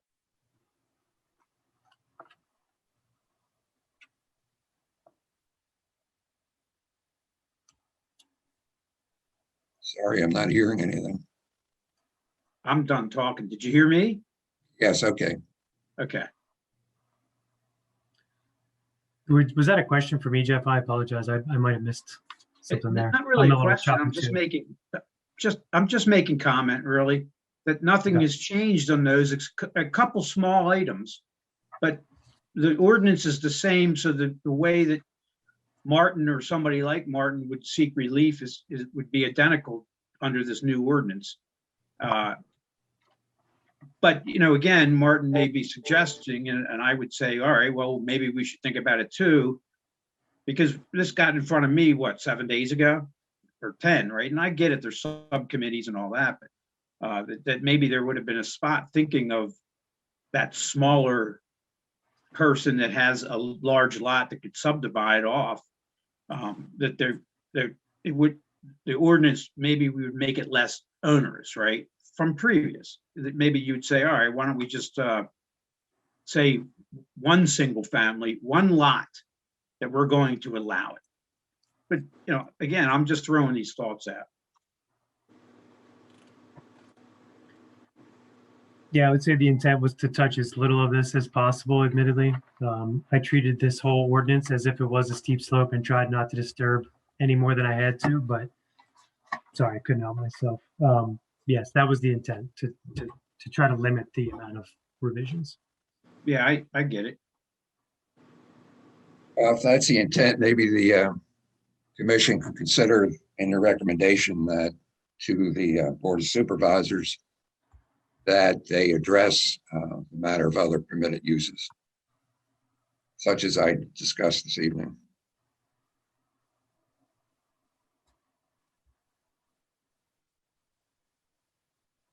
I don't think we are ready to make those type of recommendations because we haven't reviewed it. But just this is a suggestion at the meeting tonight. This current amendment has been reviewed, talked about, discussed, analyzed, looked at, and to just throw in other options without really analyzing those options, I think is a mistake. I think it's not changing to anybody's negative, or it's not hurting anybody going from what it is today to what it is tomorrow. It's not affecting the small homeowner. And that's what I've heard. Is that correct, Zach? That's correct. Not I would say- changing, it's not changing the outcome. Not changing. So for us to make changes, the laws of unintended consequences come in if we just willy-nilly say, let's change it to this, and let's add this, and let's put this whistle and bells and everything else in there.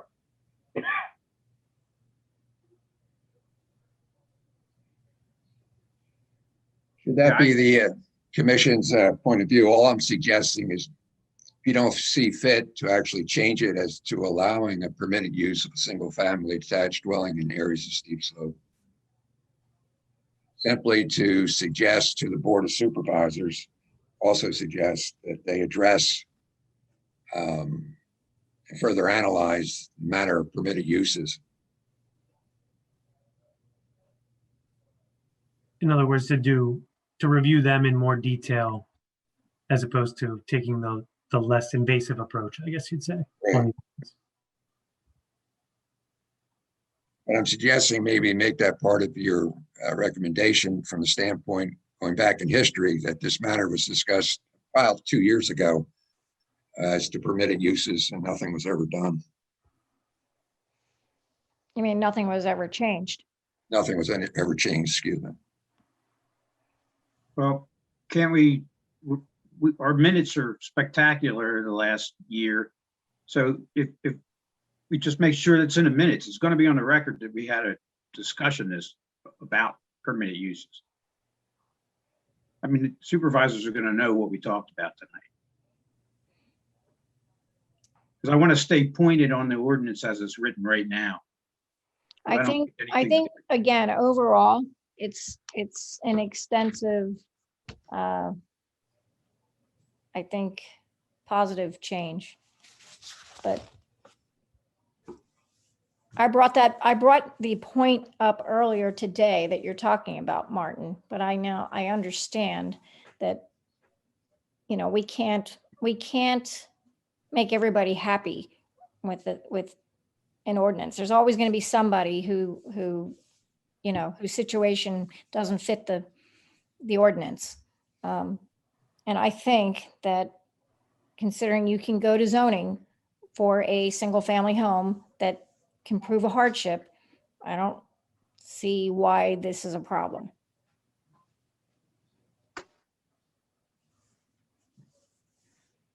I would be more concerned about the bulk and area calculations than the building on steep slope. Yes, I have concerns there as well, Deb. Yeah. But for this, I mean, I think it's pretty good.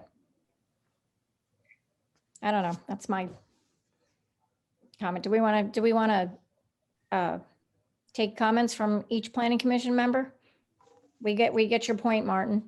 Okay, thank you. Mm-hmm. Debbie, my opinion is we just see if anybody wants to put up a motion. Because we've had a lot of comments, unless somebody's got something else to add. Well, I think that this has been discussed for a long time. Yet you saw this actual ordinance maybe, 7 days ago or so, but the discussion has been going on forever. And I, for one, am fine with it. I would like somebody to make a recommendation, but it's up to you, the board. I'll make a recommendation if nobody else wants to. Make a recommendation. I make a recommendation to the Board of Supervisors to amend the zoning text amendment related to steep slope protection and corresponding definitions within the zoning ordinance and subdivision and land development ordinance. Do we have a second? Second. Tim, second. All those in Yes. favor? Aye. Aye. Aye. Aye. Opposed? Motion carries. Thank you. Okay, now let's get to developable acreage. All right. So this is, obviously been discussed a little bit already. The attempt here was to clarify what is included in our definition of developable acreage, or our net lot area. So the gross lot area minus things that can't be developed upon. So things like right-of-way, utility easements. Those are the things that were called out already. Wetlands, floodplains, etc. That was the existing definition. What we attempted to do is kind of take some of those, I'll say, environmental features and kind of combine them under an existing definition that we already had called environmentally sensitive areas. And that includes things like floodplains, wetlands, steep slopes. And so the way this definition reads now is that, and then in addition, there was let me back up a little bit. There was a provision that said in developable acreage that sensitive sites, it referenced a definition of sensitive sites. And what sensitive sites is any property, parcel, portion thereof that was listed on the sensitive sites map from the comprehensive plan in 2001.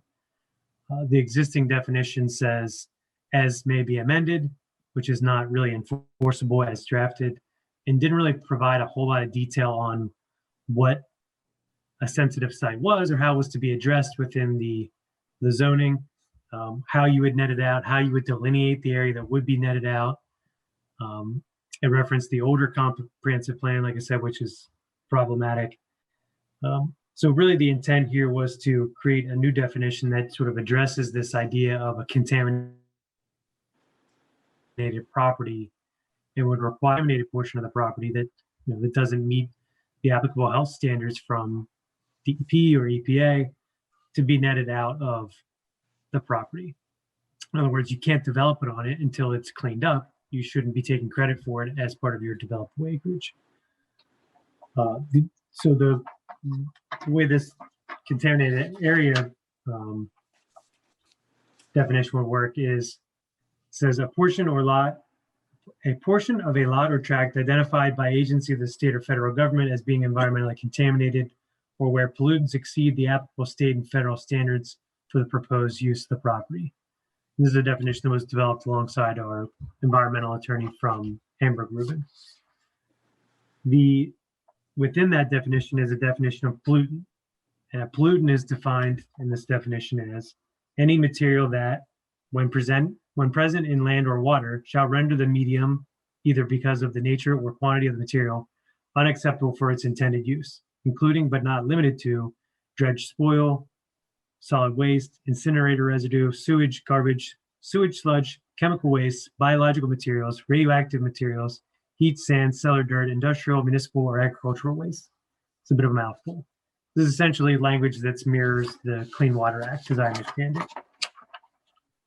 So the intent here was, the reason we opened up this portion of the ordinance is because we have this problematic sensitive sites definition and map that's not real clear how we would enforce it. The comprehensive plan doesn't provide any guidance on what was intended for how that would be addressed within zoning. So that was the intent of opening up developable acreage. The part about the environmentally sensitive areas was really more about a structural ordinance definitional kind of thing. We already have a lot of these things that were delineated in there under this other definition. So the idea was to sort of subsume that in this definition. That's the bulk of that developable acreage definition. What's noted at the end here is that all development standards within the applicable zoning district shall be calculated based on the developable acreage of a lot or tract unless otherwise noted. So the way the otherwise noted thing was, I think, works in practice is that unless there's, let me pull up one of these tables again, unless there's some note within the development standards that says how this is to be otherwise calculated, it would default to developable acreage. So in the residential district, for example, I'll bring it up, the development standards here. As I mentioned, we don't really have a whole lot in our ordinance that spells out how minimums and maximums and calculations are devised. We defer to these tables. So in the case of tract density, we specifically reference units per developable acre. So you'd calculate your density based on your net lot area. So you deduct all the things that can't really be developed on and shouldn't be taken credit for in your developable acreage or net lot area, and then calculate based upon that. What's noted here, aside from just being sort of the units of measurement that correspond to these numbers, the way the zoning officer interprets this is that for tract area, it's based on acres. For building coverage, it's percent of tract, which would be an inherently gross tract type of calculation. For impervious coverage, it'll be percent of tract. Again, another inherently gross tract area type calculation as opposed to developable acreage. So some of the concerns, and again, admittedly, some of the misinformation that you've been provided with in the sort of the memo format is that the way this is structured now, that these coverages, for example, wouldn't be based on net lot area. They'd be based on gross or tract area.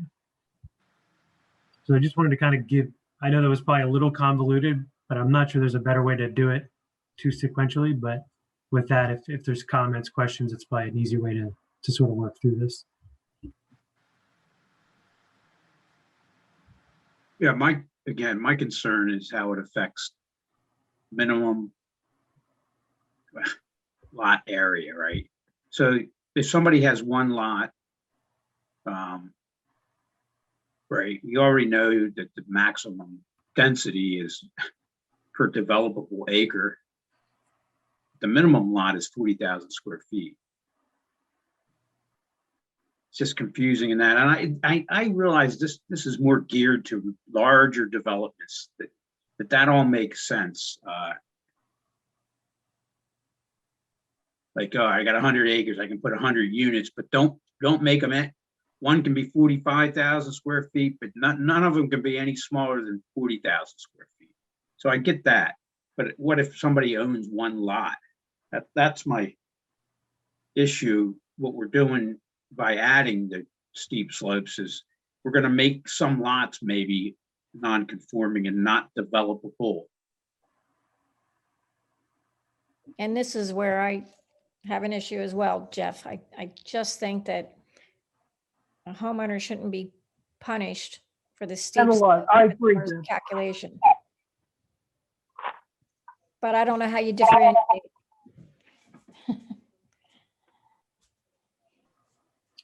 I muted Todd because I think there was some background. Todd, if you have a comment, please feel free to unmute yourself, obviously, but I kind of gathered there was some background noise. I apologize. Sorry, I didn't mean to interject there. I didn't hear what Deborah said. What her problem was, I just said that I had the same problem. I was concerned about not so much obviously the commercial properties or the large developed properties. I was concerned about the simple homeowner who has a piece of property, small piece of property that has the steep slope or whatever else sensitive area on there or whatever that gets netted out of their developable acreage when they don't have much as it is. And I just think that it's not necessarily something that they should be. What's your concern, Deb, that when they go to subdivide, that they won't be able to because the developable acreage is lower? Not just subdivide, even, okay, subdivision, yes, okay, but what I'm about trying if to they, figure out how else this affects the what if they single. want to, I was going over this earlier. I said, what if they want to build a house that, But they already have a house, right? You No. said they're a homeowner. no, all right, landowner. Let's say Landowner, Okay. What if they want to build a house? They would have been able to build a bigger house, the house that, maybe they wanted to build a certain size house. If it was a flat piece of land, they'd be able to build it. Now If they it- would have to apply for a variance. Now they have to apply for a variance because they have a steep slope somewhere on their property, but maybe they're not even, they're not, disturbing the steep slope. It just so happens to be on there and screws up their calculation. That's what I'm saying. Well, let me just, I don't know if that's,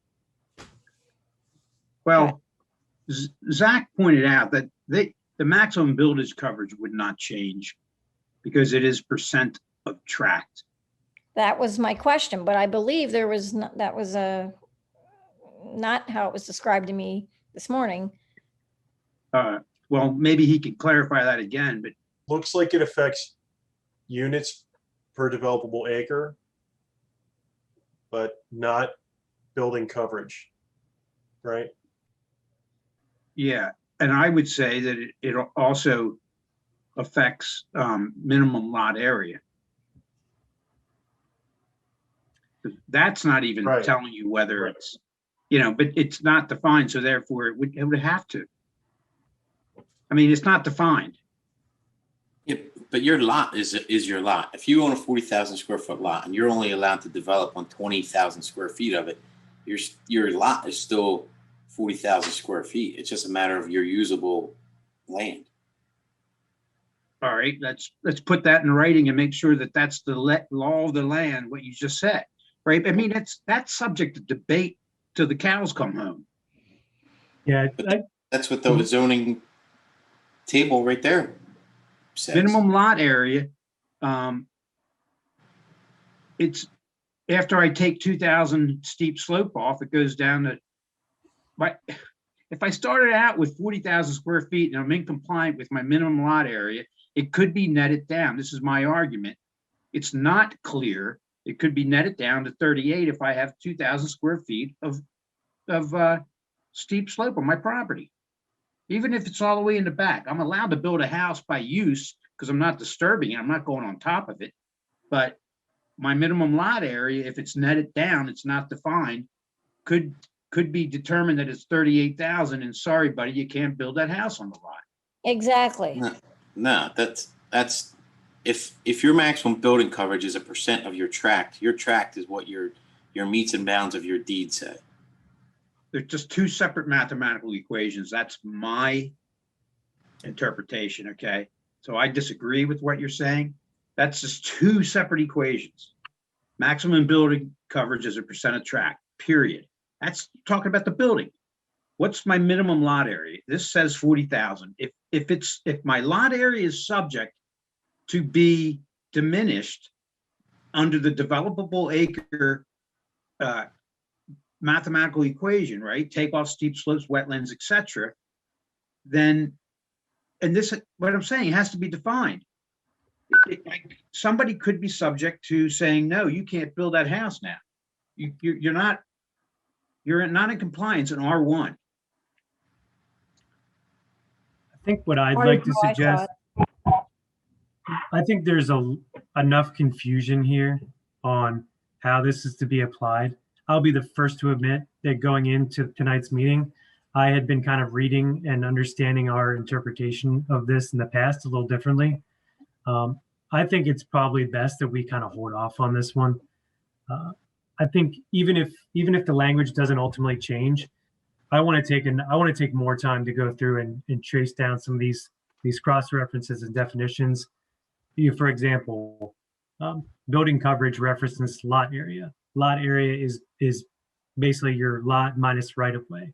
There's too many different definitions that kind of overlap, and I want to make sure that we've got this absolutely right. So if there's 7 people on this call and 3 or 4 people on staff that have gotten any any difference of opinion on how this is applied and that it can't be explained pretty easily, even by someone as scatterbrained as me, then that probably means we need to fix something. So I appreciate the time that everyone spent on this, and I think this is all constructive, and I think this was all still worthwhile because we understand sort of the pieces that are going to go into this and what needs to be addressed. But my just gut reaction is if there's any confusion about how this to be applied, a skilled attorney could make even more of a mess of this, and I am not a skilled attorney. So I think we should hold off on this for now and make sure we've got it right, make sure that everyone's reading it the same way and that it applies to all these sections as cleanly as it ought to. Jack, may I make a comment? I would tend to agree with you, and I also agree with the comments and confusion about if you have a lot and you simply don't know what's going to be deducted or so much is deducted, it results in you have less than the necessary developable acreage and you can't build. I would just note that, as I mentioned earlier, I reviewed Charlestown, West Whiteland, Tredyffrin, and East Goshen Township zoning code. And I found out that those townships do not deduct steep slopes from gross acreage in the calculation of developable acreage. Well, 3 of them don't. Right? Sorry, I did not I think hear that. that's, yeah, I believe Tredyffrin Township deducts both from their net lot area. But it's a good point.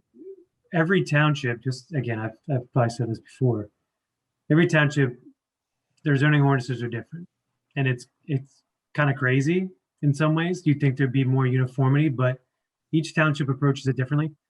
We've looked at other townships and they address it this very same way, that deducts everything out, whether it's steep slopes, floodplains, wetlands, etc. Clearly, I think the Planning Commission is not supportive of that. And if, in addition to that, there's confusion over whether that's the case or not, this needs to be revisited. It may come back in this exact same format next month, but it needs to be looked at in more detail. I would have liked to continue this discussion a little bit more before we, go to public comment, but I think it's important because I don't know when we're going to get to discuss this again. And I don't want to have a, 4-hour meeting over this and have it happen again. I just want to make sure at least we all understand what the issues are here. And Tim, I obviously respect what your opinion is, and I respect what Jeff's saying. And I'm just trying to, I don't understand why we all can't see the same thing here. Well, we can't see the same thing because it's not defined clearly. That's my opinion. Yeah. And just to expand on it, I'm also concerned about existing homes and how the equation applies to them. So we could turn an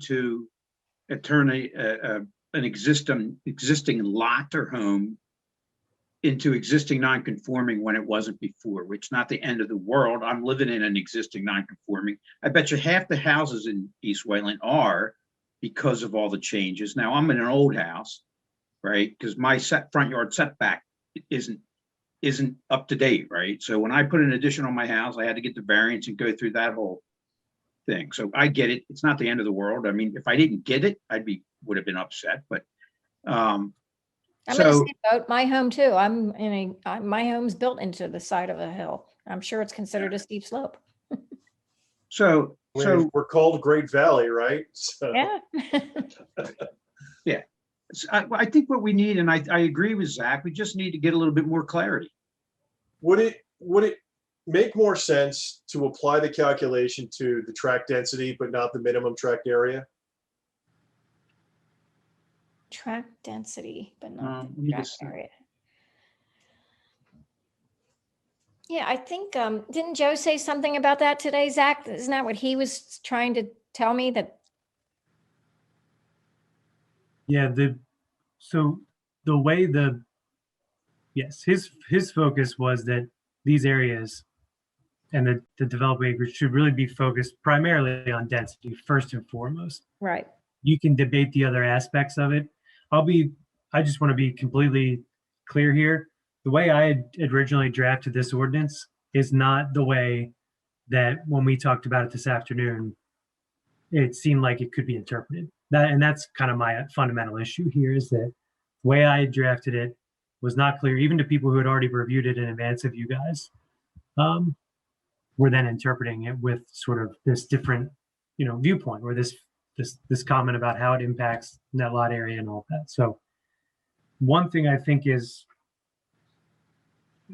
and I think if there's still questions and points to be made, I'm certainly willing to keep working through and having this discussion. But there's almost two pieces of this. And the second part is the contaminated.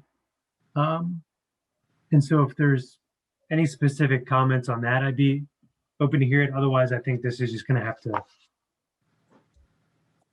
Yeah, I have a comment on that. So when you say in paragraph A under developable acreage, it says state and federal standards. So a lot of times, like I'm dealing with something right now where the state standard is higher than the federal standard, but which one are we going to go with? That's a good point. And then the other thing is dredge spoils. That's an antiquated term. It's dredge material now, and typically there's like 95% of dredge material that is not contaminated in any way.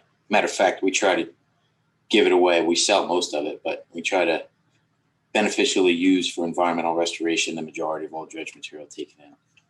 Ah, So this was an existing definition in our sewer code. Yeah. For pollutant, which seemed to kind of cover most of the bases. We reviewed this with our environmental attorney, and again, it's really difficult to come up with some of these definitions that are perfect and are to the point about the different state and federal standards.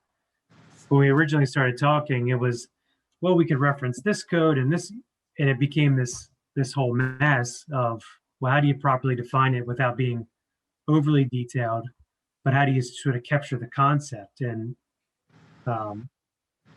that's a good point about differing standards. My guess is that whatever the lower, I don't want to say I guess, whatever the lower standard is, you'd have to at least meet that minimum. If there's or the higher standard, I would say. If there's a higher standard at the federal level, you'd have to meet the higher standard. Yep. why don't you just take his recommendation, Tim's recommendation, and just change it? Did he say what to change it to? What he does for a living. I think, make the recommendation and Yeah, I mean, headline that sucker, Tim. Well, you say whichever is the higher, or we have to just define which one we're going to use, whether it's going to be state, so, but it depends on the contaminant too, Deb. So I can't dioxins are different from Pennsylvania to Delaware versus federal standards or PCBs or, you know what I mean? So I can't, and they're also different from residential to industrial. So if I have an industrial lot, I'm allowed a much higher concentration than I am for a residential lot. So, I mean, it's a tough thing to kind of nail down in just one sentence, but we should either say state standards or federal standards, like PA, EPA, or DEP, or just say EPA standards overall.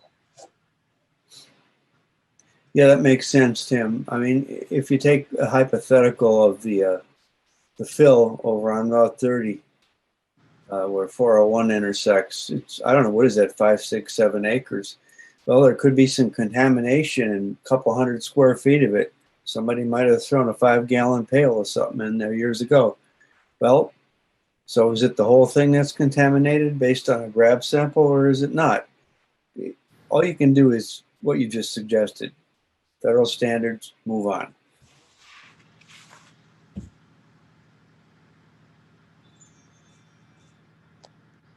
Yeah, and the only thing I'll say about in the contaminated area, we say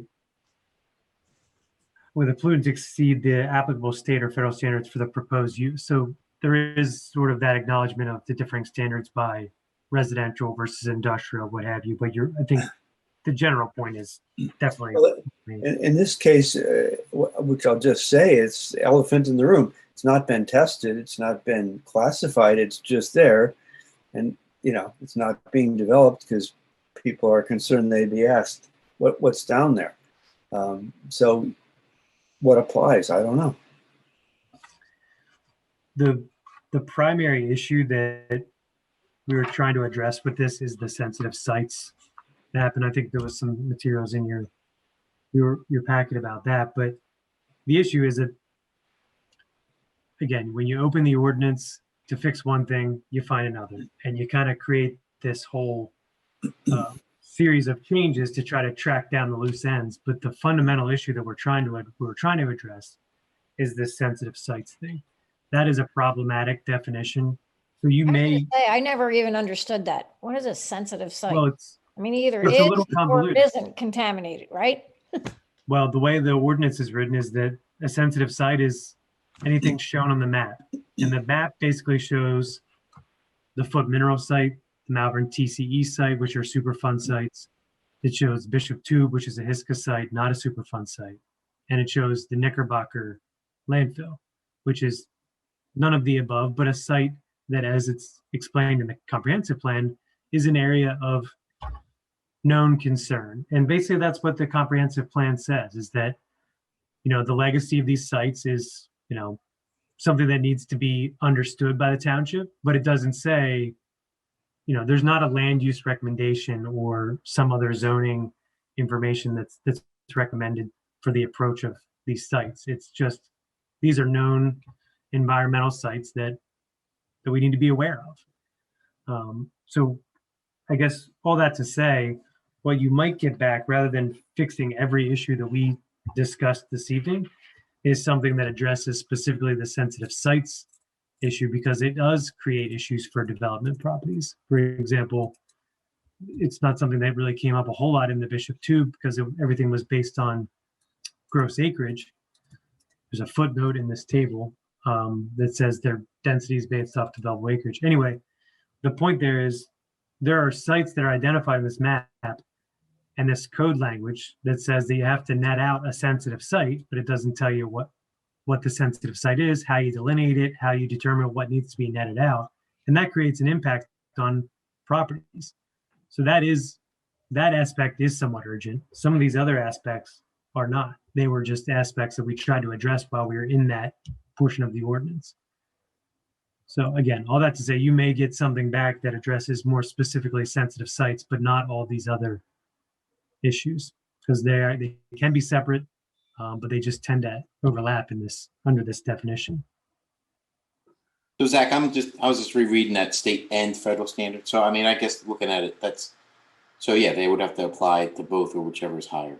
Right. Yeah, it's not an order. And right. With respect to dredged spoils, that's just a term. That's just a clarity of term. That's all. Right. Understood. It's a dated term, I guess. Nothing else. Yeah. So the sticking point for all of us is the residential factor here for developable acreage, correct? For me, it is, yeah. Yeah. I'd say.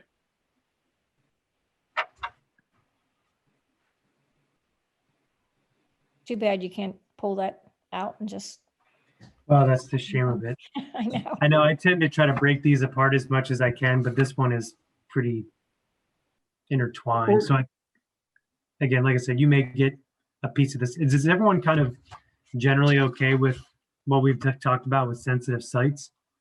And trying to. Yeah. Is the issue there understood? I know it's a little convoluted, but. I think that's probably clearer than anything else. So like I said, you may get a picture that's pretty low bar to clear tonight. So yeah, like I said, you may get something more immediately on that, and as we try to work through some of these other things, because some of this, as has become very obvious tonight, when you try to retrofit ordinances to fix issues that you're identifying or problems that you're seeing on specific projects or properties, it gets really tricky.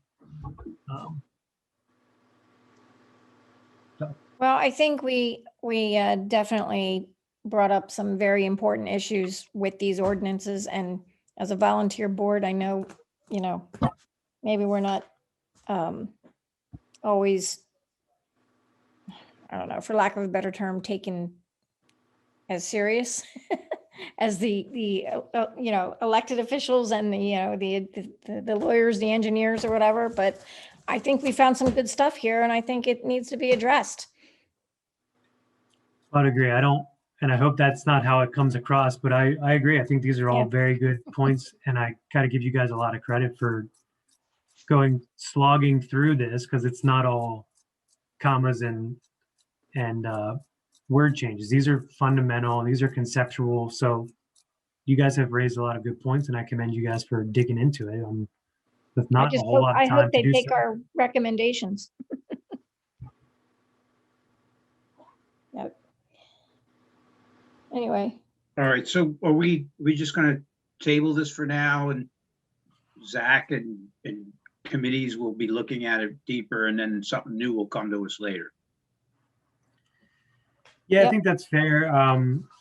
You could make a recommendation that, the board not adopt it as drafted or what have you. I mean, essentially, the way these are set up is that you're given the opportunity to comment. You've been given that comment. In theory, I suppose the board could move forward with it. I don't think that'll be the case. I think these are good comments that need to be addressed. so I think I would like somebody to make a recommendation that they don't adopt this as is, with special consideration to the, I don't know, can we say the residential component, or no, the lot size component? I don't know. How would you word that? I think the language regarding which features need to be netted out and under which circumstances, something to that effect. I think the concern is understood. I think obviously you have to make a motion, but we can relay that information. I don't know if somebody wants to take a crack at it. I don't think we need to make a motion, do you? Can you We're just simply not acting on it. You're going to come back with. No, not acting on it doesn't stop this from happening. They really need to know what the reasons are we're not acting on it. So somehow that has to formally get to them. Well, look, that's part of the reason why we got minutes. It is, but a recommendation is preferred always, and the recommendation can be. All right, I'll make a motion that we recommended that the Board of Supervisors not take up the zoning text amendment related to developable acreage and contaminated sites until such issues regarding net effect on tract area are resolved by the township. Perfect. Do we have a second? And I'll coverage second. too, is that- And Wait, what Zach said. What did you say, Zach? and the building and impervious coverage, is that the? Well, you told me for sure that they were not included in that. I think this needs to just be Okay. reviewed. I think these are relevant. and- Okay, yep, then include those as well. You Okay, can so pack it all up in one thing and say bulk and area calculations. all those in favor? Aye. Opposed? Motion carries. Thanks. Before we move on, sorry, Deb. We do have one public comment in email, and I didn't get who seconded that motion. I'm having poor connection. Who seconded the motion? Todd was a second. Todd, okay. And I'll read, we just have one emailed public comment regarding this. Okay. It comes from Ann Bell.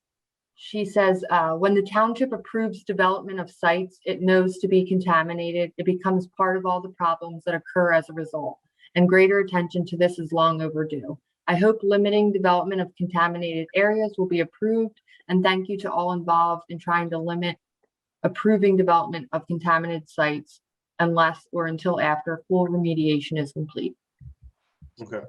Okay. Deb, I'd like to respond to the public comment, because people need to understand that we cannot clean up contaminated sites with strictly township or federal or state dollars. The only way to effectively do it is a private-public partnership.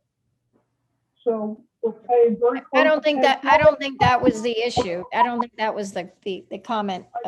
Was stemming from what's been going on, and there's a lot of misconceptions or misinformation out in the public, or that's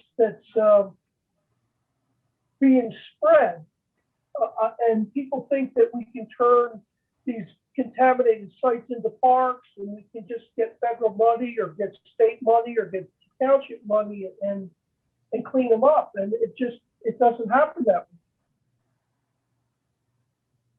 way. okay, duly noted. Thank you.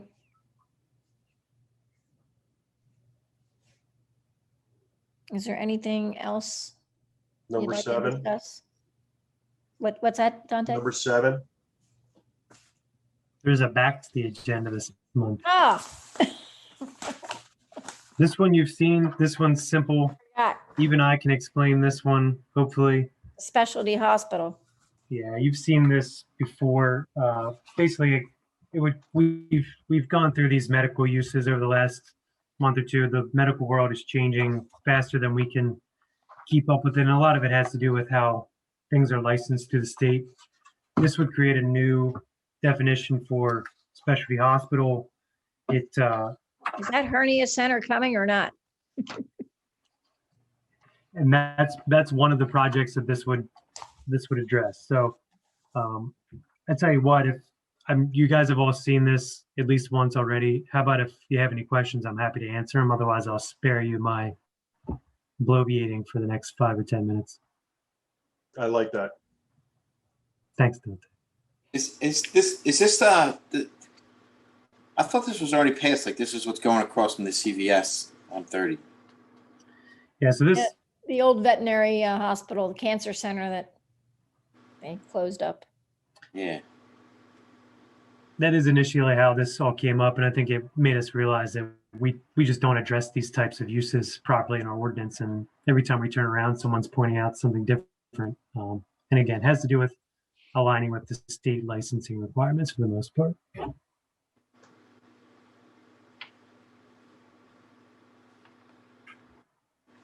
I don't have any questions. I don't have any questions either. Anybody else? No, this was pretty clear, but what's expected of us tonight? Anything? So this is just your formal recommendation. I know it's before you as a draft before, but this is your formal recommendation now that it's been advertised. Is there anybody in public comment?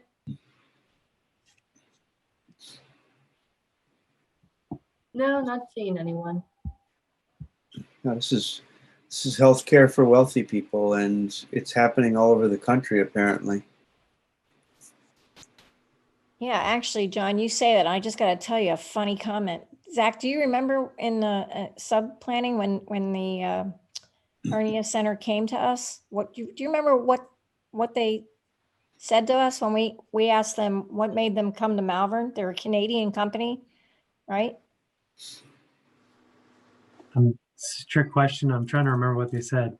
They said because this is horse country and horse people are very affluent. That's what they said. I was like, what? I guess their market analysis was pretty wide ranging. Yeah. That's interesting. Then I'm definitely going to vote nay. Well, there's one of the mainline hospitals has a whole wing where you can, it's like having the best suite and the best hotel, Yeah. I mean, even within hospitals, they're doing this now. Well, this is all private pay too. So it's Yeah. what is it, they said 3 to 5 days in a luxury suite for hernias. Right. I'm like, yeah, with catered food and all kinds of fancy stuff. Yeah. Yeah. So there's really, beyond that amusing aspect, why not? It's better than having an empty building there. Oh, yeah. Does somebody want to make a recommendation? Sounds like with those prices, it'll be empty soon enough. Maybe they'll move Maddie's back in. There we go. Yeah. Man, I remember that place. That was wild. Anyway, does anybody want to make a recommendation? I'll make a motion to approve the text amendment, to make a motion to the Board of Supervisors to approve the text amendment, zoning text amendment related to specialty hospital, allowing as a permitted use in the frontage commercial and institutional district, sorry. Do we have a second? I'll second. All those in favor? Aye. Aye. Opposed? Motion carries. All right, thanks, guys. Any house cleaning, Zach, are you good to go? No, I think there were some comp plans that were circulated for your review. If you guys have any questions, you can, Oh, yeah, the All right, so you Chidurkin can- ones. We have a deadline on that, right? Yeah. and Phoenix. So if you have any questions or comments, I should say, you can funnel them through Brittany or I, or directly to the folks that prepared them. Okay. Well, I just want to say thank you all because I thought this was a very good meeting. I wanted to tell Tim, thanks, way to represent. Yeah. I like that. Yeah. What is it? I couldn't even see it. It's the East Whiteland Township shirt. He's wearing the Oh, I shirt. couldn't see. Oh, Wearing the okay. shirt. Everyone should have it on. Yeah, I I don't know. understand. Yeah. I don't know if I got one. Next month. Next one. Try to remember. Are we gonna be in person next That's month? what I was gonna say. There's been talks in some of my other boards that maybe July. Now, I heard zoning next month is going to be in person. Now, I don't understand why one board is and one board isn't. What's the deal I there? don't think anything's been determined in that regard, and that's something that the board and management are going to have to decide. I hate the phrase above my pay grade, but I'm not. Management. Who's management? The township manager and the administrative staff No. been working with the board to kind of, figure out what the reopening strategy is. So Yeah, if somebody couldn't get vaccinated for a health reason, could be problematic, but otherwise, that's where we're headed. there's a lot to balance, as I'm sure you guys have all seen in different situations. It's just stuff that we want to make sure that we're thinking about it from all angles. So. Well, I think that the improved access for residents to be able to participate remotely has been good. So I'd say even if we are back in person, that having access by Zoom is not necessarily a bad idea to continue for Yeah, residents. I'm okay with it. I mean, sometimes it's very convenient. There's certainly strengths to it. Yeah, we've talked about some different, ideas or approaches, hybrid kind of thing, something that allows people to participate virtually. So again, that's all to be determined. So Okay. the question is whether we meet in person next month. My unofficial answer is probably No. not, but we're moving in that direction, I think. All right, well, thank you. Thank you, Deb. Thanks, everyone. All right, guys, have a good month. Yeah, I think I got to go cover my tomatoes again. Terrible weather, up and down. At least we're getting rain. Yeah, I hope. We need rain. Yeah, desperately. Okay, bye now. Bye-bye. All right, thanks a lot. Good night. Bye.